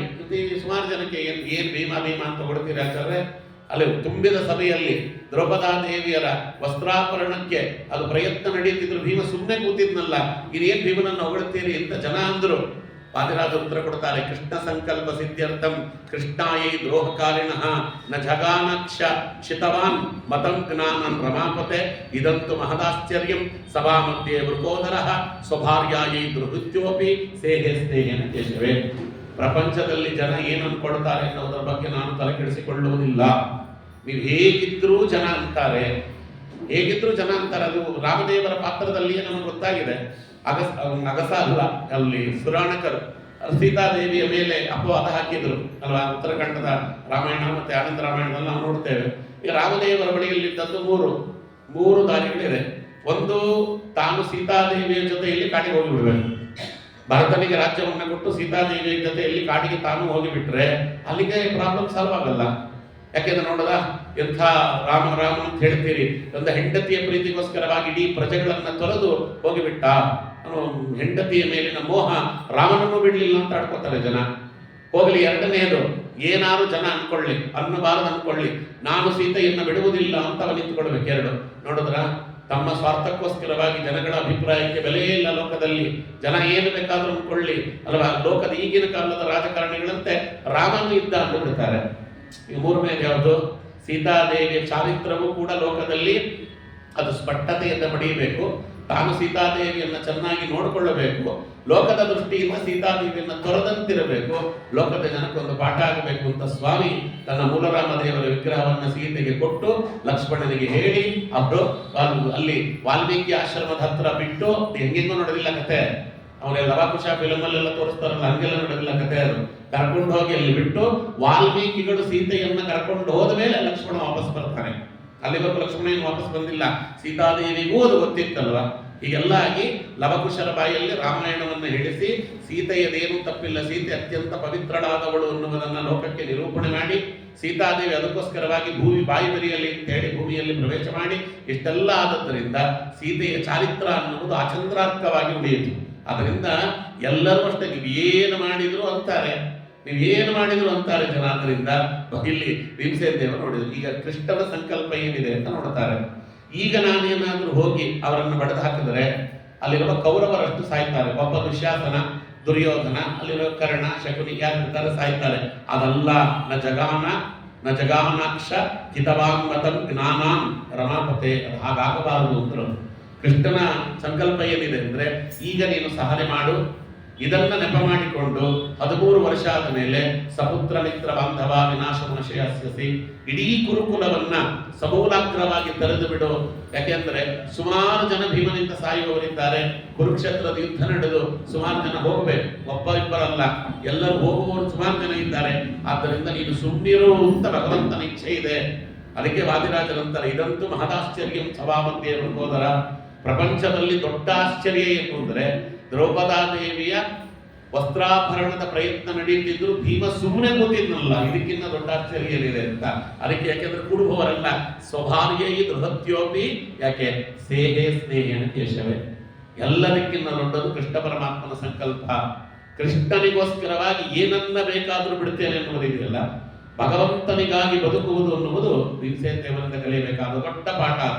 ದೇವರಿಗಾಗಿ ಏನನ್ನ ಬೇಕಾದ್ರೂ ಬಿಡ್ತೇನೆ, ನಾವಲ್ಲ, ನಾವು ದೇವರನ್ನೇ ಬಿಟ್ಟುಬಿಡ್ತೇವೆ ಎಲ್ಲದಕ್ಕೋಸ್ಕರವಾಗಿ. ಏನಾದ್ರು ಒಂಚೂರಾದ್ರೂ ಸಾಕು ದೇವರನ್ನ ಬಿಟ್ಟುಬಿಡಕ್ಕೆ ಕಾಯ್ಕೊಂಡಿರ್ತಾನೆ. ಒಂದು ಬೆಳಗ್ಗೆ ಒಂಚೂರು ಲೇಟ್ ಆಯ್ತು, ಇವತ್ತು ಪೂಜೆ ಕ್ಯಾನ್ಸಲ್, ಒಂಚೂರು ಲೇಟ್ ಆಯ್ತು, ಇವತ್ತು ಸಂಧ್ಯಾವಂದನೆ ಕ್ಯಾನ್ಸಲ್, ಮನೆಯಲ್ಲಿ ಇವತ್ತು ಮಸಾಲೆ ದೋಸೆ ಮಾಡ್ತಿದ್ದಾರೆ, ಇವತ್ತೆಲ್ಲ ಕ್ಯಾನ್ಸಲ್ ಅಲ್ಲ ಆಯ್ತು ಅಂತ ಪಾಪ ಎಲ್ಲ ತೆಕ್ಕೊಂಡು ಸಂಪುಟ ಕೂತಿರ್ತಾನೆ, ಚೈ ಅಂತ ಸೌಂಡ್ ಬರ್ತದೆ, ಏನು ಅಂತಾನೆ, ಬೆಣ್ಣೆ ದೋಸೆ ಮಾಡ್ತಿದ್ದೇನೆ ಅಂತಾಳೆ, ಹೌದಾ, ಅದು ಮುಗಿಯುವಷ್ಟರೊಳಗೆ ಪೂಜೆ ಮುಗಿಸಿ ಬರ್ತೇನೆ ಅಂತ ಕಟ್ಟಿಟ್ಟು ಬಿಡ್ತಾನೆ. ಮೊದಲು ಹೊಟ್ಟೆ, ಆಮೇಲೆ ಮಿಕ್ಕಿದ್ದೆಲ್ಲ ನಾಳೆ ಮಾಡ್ಬೋದು ಬಿಡಿ ಆಚಾರ್ಯ ಪೂಜೆ ಅಂತ ಏಕಾದಶಿ ಬಿಟ್ಟು ಬಿಡ್ತಾರೆ. ದೇವರಿಗೋಸ್ಕರವಾಗಿ ಎಲ್ಲವನ್ನ ಬಿಡಬೇಕು ಅಂತ ಭೀಮಸೇನ ದೇವರು ಹೇಳಿದ್ರೆ ನಾವು ಎಲ್ಲಕ್ಕೋಸ್ಕರ ದೇವರನ್ನೇ ಬಿಡ್ತೇವೆ. ಇದು ನಾವು ಕಲಿಯಬೇಕಾದ ಇನ್ನೊಂದು ದೊಡ್ಡ ಪಾಠ. ಭಗವಂತನಿಗಾಗಿ ನಾವು ತೊರೆಯುವುದನ್ನು ಕಲಿಯಬೇಕು. ಬಿಡುವುದು ನಹಿತ್ಯಾಗೆ ಸಮಂ ಸುಖಂ, ಬಿಡುವುದರಲ್ಲಿ ಸುಖ ಇದೆ ಹೊರತು ಪಡೆಯುವುದರಲ್ಲಿ ಸುಖ ಅಲ್ಲ. ಯಾಕೆ, ಕೊಡುವುದೇನಿದೆಯಲ್ಲ ಅವ ಕೊಡಬೇಕು. ಯಾವುದನ್ನ ದೇವರು ಕೊಡ್ತಾನೋ ಅದು ಶಾಶ್ವತವಾಗಿ ಉಳಿಯುತ್ತದೆ, ಯಾವುದು ಲೋಕ ನಮಗೆ ಕೊಡ್ತದೆ ಅದು ಯಾವುದು ಶಾಶ್ವತವಾಗಿ ಉಳಿಯುವುದಿಲ್ಲ. ನೀವು ಯಾವುದರಿಂದಲೂ ಕೂಡ ಆ ತೃಪ್ತಿಯನ್ನ ಪಡೆಯಲಿಕ್ಕಾಗುವುದಿಲ್ಲ. ಭೀಮನ ಅಪೂರ್ವವಾಗಿರ್ತಕ್ಕಂತಹ ಒಂದು ನಮಗೆ ಉಪದೇಶ, ನ ಜಾತು ಕಾಮಾನ ಉಪಭೋಗೇನ ಶಾಮ್ಯತೆ. ಮಹಾಭಾರತದಲ್ಲಿ ಯಾಕೆ ಮಾತಿದೆಯಲ್ಲ, ಉಪಭೋಗದಿಂದ ಕಾಮವನ್ನು ಗೆಲ್ಲುವುದಕ್ಕಾಗುವುದಿಲ್ಲ. ಯಾರೋ ಒಬ್ರು ಸಿಕ್ಕಾಪಟ್ಟೆ ಜಿಲೇಬಿ ಅಂದ್ರೆ ಅವ್ರಿಗೆ ಇಷ್ಟ, ಅದಕ್ಕೆ ಅವ್ರಿಗೆ ಒಂದು 3 ದಿನ ಬರೀ ಜಿಲೇಬಿ ಮಾಡಾಕಿ ಬಿಡಿ ಆಚಾರ್ಯ, ಕೂತ್ರೆ ನಿಂತ್ರೆ ಎದ್ರೆ ಬರೀ ಜಿಲೇಬಿ. ಅವನು ಜಿಲೇಬಿ ಕಂಡ್ರೆ ಆಗಬಾರದು ಅಂತ. ಅದು 1-2 ದಿನ ಆಗುತ್ತೆ, ಅದು ಜಿಗುಪ್ಸೆ, ವೈರಾಗ್ಯ ಅಲ್ಲ. ನಮ್ಮಲ್ಲಿ ವೈರಾಗ್ಯಕ್ಕೂ ಜಿಗುಪ್ಸೆಗೂ ವ್ಯತ್ಯಾಸ ಗೊತ್ತಿಲ್ಲ. ಅದು ನೋಡಿ ಅವನಿಗೆ ಜಿಗುಪ್ಸೆ ಬರ್ತದೆ. ಎಲ್ಲಿವರೆಗೆ? 2 ದಿನ ಆದ್ಮೇಲೆ ಮತ್ತೆ ತಿನ್ಲಿಕ್ಕೆ ಶುರು ಮಾಡ್ತಾರೆ. ಹಂಗೆಲ್ಲ ತಿಂದು ಮುಗಿಸ್ಲಿಕ್ಕಾಗಲ್ಲ. ನಮ್ಮಲ್ಲೂ ಅಷ್ಟೇ ಅಲ್ಲ, ಊಟ ಕೂತಿರ್ತಾರೆ, 2 ಹಾಕ್ತಾರೆ, ಇನ್ನೊಂದು ಹಾಕಿಸ್ಕೊಳ್ಳಿ ಆಚಾರ್ಯ ಪರವಾಗಿಲ್ಲ, ಅಯ್ಯೋ ಹೊಟ್ಟೆ ತುಂಬಿದೆ ಅಂತಾನೆ. ಅಲ್ಲಿ ನಿಲ್ಸಲ್ಲ, ಕವರ್ ಒಂದು 4 ಹಾಕೊಡ್ತೀರಾ ಅಂತಾನೆ ಅಲ್ವಾ. ಅಷ್ಟು ಸುಲಭ ಎಲ್ಲ ಆಸೆಯನ್ನು ಗೆಲ್ಲಿಕ್ಕೆ ಆಗುವುದಿಲ್ಲ. ನಾವು ಅನ್ಕೊಂಡಿದ್ದೇವೆ ಅಷ್ಟೇ, ಅದು ಸುಲಭ ಅಲ್ಲ. ಅದಕ್ಕೆ ಬಿಡುವುದಿದೆಯಲ್ಲ ಅಪೂರ್ವವಾದದ್ದು. ಅದಕ್ಕೆ ಉಪನಿಷತ್ತಿನಲ್ಲಿ ಒಂದು ಕಥೆ ಇದೆ. ನಮ್ಮಲ್ಲಿ ಮೇಕೆ ಇದೆಯಲ್ಲ, ಎಲ್ಲವನ್ನ ತಿಂತದ ಆಡು ಮೇಕೆ ಇದೆಯಲ್ಲ, ಅದು ಯಾವ ಸೊಪ್ಪು ಕಂಡ್ರೂ ಬಾಯಿ ಆಗ್ತದೆ, ಅದು ಹೊಟ್ಟೆ ತುಂಬಿಸ್ಲಿಕ್ಕೆ ಸಾಧ್ಯವೇ ಇಲ್ಲ. ಒಬ್ಬ ರಾಜ ಹೇಳಿದಂತೆ, ಯಾರು ಈ ಮೇಕೆಗೆ ಹೊಟ್ಟೆ ತುಂಬ ಹಾಕಿ ಅದನ್ನ ಏನನ್ನ ಕಂಡ್ರು ಅದು ಬೇಡ ಅಂತ ತಲೆಗೆ ಅಲ್ಲಾಡಿಸ್ಬೇಕು. ನಾ ಮುಂದೆ ಚಿಕ್ಕಂತೆ ಹುಲ್ಲಿಟ್ರು ಏನಿಟ್ರು ಕೂಡ ಅದು ತಿನ್ನಬಾರ್ದು. ಅದು ಹೊಟ್ಟೆ ತುಂಬ ತಿನ್ನಿಸಿ ಯಾರು ಬರ್ತಾರೋ ಅವ್ರಿಗೆ ಅರ್ಧರಾಜ್ಯ ಕೊಡ್ತೇನೆ ಅಂತ ಹೇಳಿದ್ದರಂತೆ. ಸರಿ, ಯಾರ ಕರ್ಕೊಂಡು ಹೋದ್ರು, ಏನು ತಮ್ಮ ಆಸ್ತಿ ಮಾರಿದ್ರು, ಎಲ್ಲ ಮಾರಿದ್ರು, ಹೊಟ್ಟೆ ತುಂಬ ತಿನ್ನಿಸಿದ್ರು ಮೇಕೆಗೆ. ಆ ರಾಜನ ಹತ್ರ ಕರ್ಕೊಂಡು ಬಂದ್ರೆ ಅವನು ಒಂದು ಹಿಡಿ ಹುಲ್ಲಿಡಿದ್ರೆ ಪಕ್ಕದ ಬಾಯಿ ಹಾಕಿತ್ತು. ಅಲ್ಲಿ ಹೊಟ್ಟೆ ತುಂಬಿಸಿಲ್ಲ ಅಂತ. ಇದೆಲ್ಲರೂ ನೋಡಿದ್ರು, ಎಲ್ಲ ಕಳ್ಕೊಂಡದ್ದು. ಒಬ್ಬ ಮಂತ್ರಿ ಇದ್ದ, ಅವನು ಆಚಾರ್ಯರ ಗೀತಾ ಭಾಷ್ಯ ಓದಿದ್ದ ಅಂತ ಕಾಣ್ತದೆ. ಅದಕ್ಕೆ ಅವನು ಯೋಚನೆ ಮಾಡಿದ, ಏನು ಅಂತ ಕೇಳಿದ್ರೆ ಅವ್ನು ಕರ್ಕೊಂಡು ಹೋದನಂತೆ. ತಲೆ ಕೆಡಿಸ್ಕೊಡ್ಬೇಡಿ, ನಾನು ಹೊಟ್ಟೆ ತುಂಬಿಸ್ತೇನೆ. ತುಂಬಿಸಿ ಏನ್ ಮಾಡಿದ, ಮೇಕೆಯನ್ನ ಕಟ್ಟಿದ ಕಂಬಕ್ಕೆ, ಕೈಯಲ್ಲಿ ಹುಲ್ಲಿ ಹಿಡ್ಕೊಂಡ, ಅದು ಬಾಯಾಕ್ಲಿಕ್ಕೆ ಬಂದಾಗ ರಪ್ ಅಂತ ಹೊಡೆದ. ಕೈಯಲ್ಲಿ ಕೋಲ್ ಹಿಡ್ಕೊಂಡು ರಪ್ ಅಂತ ಹೊಡೆದ. ಇನ್ನೊಂದ್ಸತಿ ಬಾಯಾಕ್ಲಿಕ್ಕೆ ಬಂದು ರಪ್ ಅಂತ ಹೊಡೆದ. ಬಾಯಾಕ್ಲಿಕ್ಕೆ ಬಂದಾಗೆಲ್ಲ ರಪ್ ರಪ್ ರಪ್ ಅಂತ ಹೊಡಿತಿದ್ದ. ಅಂದ್ರೆ ಆ ಮೇಕೆಗೆ ಎಲ್ಲಿಗೆ ತಲೆ ಹೋಯ್ತು, ನಾನು ಹುಲ್ಲಿಗೆ ಬಾಯಿ ಹಾಕಿದ್ರೆ ನನಗೇನು ಬೀಳುತ್ತದೆ. ಇದು ಇಂದ್ರಿಯಗಳ ನಿಗ್ರಹ ಅನ್ನೋದು ಹೀಗೆ. ಅದಕ್ಕೆ ತಲೆಗೆ ಹೋಗಿ ಬಿಡುತ್ತಂತೆ. ಚೆನ್ನಾಗಿ ಹಿಂಗೆ ಮಾಡಿ ಒಂದು ವಾರ, ಸ್ವಾಮಿ ಅದು ಹೊಟ್ಟೆ ತುಂಬಾ ತಿನ್ಸಿದ್ದೇನೆ ನೋಡಿ ಅಂತ ರಾಜ ಕೈಯಲ್ಲಿ ಹುಲ್ಲಿಡದ. ಆ ಮೇಕೆ ಹುಲ್ಲನ್ನು ನೋಡಿತ್ತು, ಮಂತ್ರಿ ಮುಖ ನೋಡಿತು, ಓಡೋಗ್ಬಿಡ್ತು. ನೋಡಿದ್ರ ನಾನು ಹೆಂಗೆ ಹೊಟ್ಟೆ ತುಂಬಿಸಿದ್ದೇನೆ ಅಂತ. ಇದು ನಾವು ಇಂದ್ರಿಯಗಳನ್ನ ದಮನ ಮಾಡಬೇಕಾದ ರೀತಿ. ಇಂದ್ರಿಯಗಳನ್ನು ಎಂದು ತೃಪ್ತಿಪಡಿಸಿ ಅವನ್ನ ಗೆಲ್ಲಿಕ್ಕಾಗುವುದಿಲ್ಲ ಅನ್ನುವ ದೊಡ್ಡ ಸತ್ಯ ನಾವು ಭೀಮಸೇನ ದೇವರಿಂದ ಕಲಿಯಬೇಕಾದದ್ದು ಅನ್ನುವುದು. ಅದಕ್ಕೆ ಭೀಮಸೇನ ದೇವರು ಬಿಟ್ಟು ಎಲ್ಲವನ್ನ ಗೆಲ್ಲಿರಿ, ಭಗವಂತನಿಗಾಗಿ ಬದುಕುವುದು ಅನ್ನೋದು ಇದೆಯಲ್ಲ, ಭೀಮ ಅದನ್ನು ತೋರಿಸಿಕೊಟ್ಟ. ಹಾಗಾಗಿ ಭೀಮನನ್ನ ಕಂಡ್ರೆ ಕೃಷ್ಣನಿಗೆ ಬಹಳ ಪ್ರೀತಿ. ಯಾಕೆ ಅಂದ್ರೆ ನನ್ನ ಮಾತನ್ನು ಎಂದೂ ತಪ್ಪಿದವನಲ್ಲ. ಇಡೀ ಮಹಾಭಾರತ ತೆಗೆದು ನೋಡ್ರಿ, ಒಂದೇ ಒಂದು ಕಡೆ ಭೀಮ ಕೃಷ್ಣನಿಗೆ ವಿರೋಧವಾಗಿದ್ದಾನೆ ಅಂತ ನಿಮ್ಗೆ ಇವತ್ತಿನ ಮಹಾಭಾರತದಲ್ಲೂ ಸಿಗೋದಿಲ್ಲ. ಒಂದೇ ಒಂದು ಕಡೆ ಸಿಗೋದಿಲ್ಲ. ಎಲ್ಲಿ ಬೇಕಾದ್ರೂ ತೆಗೆದುಕೊಂಡ್ರೆ ಕೃಷ್ಣನಿಗೆ ಏನು ಹೇಳಿದ ಭೀಮ ಅದಕ್ಕೆ ಹೂ ಅಂತ ಒಂದೇ ಒಂದು ಕಡೆ. ಯಾವಾಗ ನಾರಾಯಣಾಸ್ತ್ರ ಪ್ರಯೋಗವಾಯಿತು, ನಾರಾಯಣಾಸ್ತ್ರ ಪ್ರಯೋಗವಾದಾಗ ನಾರಾಯಣಾಸ್ತ್ರ ಎಲ್ಲರನ್ನ ಕೊಲ್ತಾ ಇದೆ. ಅಶ್ವತ್ಥಾಮಾಚಾರ ಬಿಟ್ಟದ್ದು ಏನು ಮಾಡಬೇಕು ಕೃಷ್ಣ ಅಂತ ಕೇಳಿದ ಧರ್ಮರಾಜ. ನೀವು ಬದುಕಬೇಕು ಅಂತಿದ್ರೆ ಅಸ್ತ್ರಗಳನ್ನು ಕೆಳಗೆ ಹಾಕಿ ಕೈ ಮುಗಿಯಿರಿ. ಎಲ್ಲರೂ ಅಸ್ತ್ರಗಳನ್ನು ಕೆಳಗೆ ಹಾಕಿ ಕೈ ಮುಗಿದ್ರು. ಭೀಮಸೇನ ದೇವರು ಕೈ ಮುಗಿಲಿಲ್ಲ. ಅದು ಭೀಮಸೇನ ದೇವರಿಗೆ ಎಲ್ಲರೂ ಹೇಳ್ತಾರೆ, ಕೃಷ್ಣ ಅದು ನಾರಾಯಣಾಸ್ತ್ರ, ಅದು ಭಗವಂತನ ಅಸ್ತ್ರ, ಅದು ಭಗವಂತ ನಿನಗೆ ಮನದೈವ ಮನೆ ದೈವ. ನೀನ್ ದಿನವೂ ಕೂಡ ಅವನಿಗೆ ನಮಸ್ಕಾರ ಮಾಡ್ತೀಯ. ಹರಿರೇವ ಪರೋ ಹರಿರೇವ ಗುರು ಹರಿರೇವ ಜಗತ್ಪಿತೃ ಮಾತ್ರ ಗತಿ. ಕೈ ಮುಗಿದು ಅದಕ್ಕೆ ಶರಣು ಹೊಂದು ಇಂದಾಗ ಭೀಮಸೇನ ದೇವರು ಒಂದೇ ಮಾತು ಹೇಳಿದ್ರು, ನಾನು ಶಸ್ತ್ರಾಸ್ತ್ರಗಳನ್ನು ಕೆಳಗೆ ಹಾಕುವುದಿಲ್ಲ, ಯಾರು ಹಾಕಬೇಡಿ. ಮತ್ತೆ ಕೃಷ್ಣನಿಗೆ ವಿರುದ್ಧ ಆಯ್ತಲ್ಲ ಆಚಾರ್ಯ ಅಂದ್ರೆ ಪೂರ್ತಿ ಅರ್ಥ ಆಗಲಿಲ್ಲ ಆಚಾರ್ಯರು. ಕೃಷ್ಣ ಹೇಳಿದ್ದೇನು, ನಿಮಗೆ ಬದುಕಬೇಕು ಅನ್ನೋ ಆಸೆ ಇದ್ರೆ ಮಾಡಿ ಅಂತರು. ಅದಕ್ಕೆ ಭೀಮಸೇನ ದೇವರು ಹೇಳ್ತಾರೆ, ಸಾವು ಅನ್ನುವುದು ಪ್ರತಿಯೊಬ್ಬರಿಗೂ ಒಂದಲ್ಲ ಒಂದು ದಿನ ಬರ್ತದೆ. ಕನಕದಾಸರು ಹೇಳಿಲ್ವಾ, ಅದಕ್ಕೆ ಡಿಂಬದೊಳಗಿರುವ ಪ್ರಾಣ ಕಂಬಸೂತ್ರ ಗೊಂಬೆಯಂತೆ ಎಂದಿಗಿದ್ದರೊಂದು ದಿನ ಸಾವು ತಪ್ಪದು. ಯಾವ ಕಾರಣಕ್ಕೂ ಕೂಡ ಸಾವು ನಮ್ಮನ್ನ ತಾವು ಸಾವಿನಿಂದ ತಪ್ಪಿಸಿಕೊಳ್ಳಕ್ಕಾಗುವುದಿಲ್ಲ, ಸಾವು ನಮ್ಮನ್ನು ಬಿಡುವುದಿಲ್ಲ. ಹೆಂಗೋ ಎಲ್ಲೋ ಸಾಯುವುದಕ್ಕಿಂತ ಸರಿಯಾಗಿ ಸಾಯುವುದನ್ನು ಕಲಿಯಿರಿ ಅಂತ ಭೀಮಸೇನ ದೇವರು ಹೇಳ್ತಾರೆ. ಇದು ನೋಡಿ, ಕುರುಕ್ಷೇತ್ರ ಧರ್ಮಕ್ಷೇತ್ರ ಕುರುಕ್ಷೇತ್ರ. ಈ ಕುರುಕ್ಷೇತ್ರದಲ್ಲಿ ಯಾರು ಸಾಯ್ತಾರೆ ಅವರಿಗೆ ಮತ್ತೆ ಜನ್ಮ ಇಲ್ಲ. ಮತ್ತೆ ಎರಡನೆಯದು, ನಾರಾಯಣಾಸ್ತ್ರದಂತಹ ಮಹಾನ್ನತವಾಗಿರ್ತಕ್ಕಂಥ ಅಸ್ತ್ರಕ್ಕೆ ಯಾರು ತಮ್ಮ ತಲೆಯನ್ನು ಕೊಡ್ತಾರೆ ಅವರಿಗೆ ಮತ್ತೆ ಜನ್ಮ ಇಲ್ಲ. ನೀವೀಗ ಶಸ್ತ್ರಾಸ್ತ್ರಗಳನ್ನು ಕೆಳಗೆ ಹಾಕಿದ್ರು ಕೂಡ ಮುಂದೊಂದು ದಿನ ಸಾಯಬೇಕು. ಅವತ್ತು ಕುರುಕ್ಷೇತ್ರದಲ್ಲಿ ನಾರಾಯಣಾಸ್ತ್ರದಲ್ಲಿ ಸಾಯುವುದಕ್ಕಾಗುವುದಿಲ್ಲ. ನಮ್ಮನ್ನ ನೋಡಿ ನಮ್ಮನ್ನ ಹರಿಸಲಿಕ್ಕೆ ಸ್ವತಃ ಕೃಷ್ಣ ಪರಮಾತ್ಮ ಎದುರುಗಡೆ ಇದ್ದಾನೆ.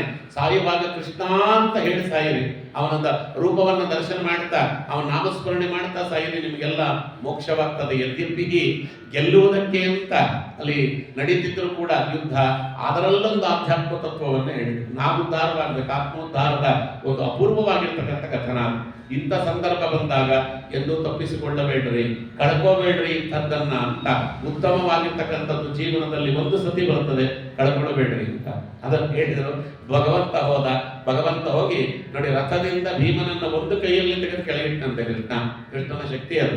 ಕೈಯಲ್ಲಿ ಗದೆಯನ್ನು ತೆಗೆದುಕೊಂಡ, ಅದು ನಾರಾಯಣಾಸ್ತ್ರ ಹಿಂದಕ್ಕೆ ಹೋಯಿತು. ಆಮೇಲೆ ಹೇಗಿದ್ದ ಭೀಮ ಅಂತ ಮಹಾಭಾರತ ಹೇಳುತ್ತದೆ, ಪುಟಕ್ಕಿಟ್ಟ ಚಿನ್ನದಂತಿದ್ದನಂತೆ, ಫಳ ಫಳ ಫಳ ಹೊಳೆತಿದ್ದ ಅಂತ. ಹೆಂಗೆ ಅಂದ್ರೆ ವಾದಿರಾಜರಂತಾರೆ ಭಾವಪ್ರಕಾಶಿಕದಲ್ಲಿ, ಹನುಮಂತ ದೇವರಾಗಿದ್ದಾಗ ಅಗ್ನಿ ಅವನ ಬಾಲದ ಒಂದು ಕೂದಲು ಸುಡಲಿಲ್ಲ, ಭೀಮಸೇನನ್ನು ಸುಡ್ತದ ಅಗ್ನಿ ಅಂತ ಹೇಳಿದರು.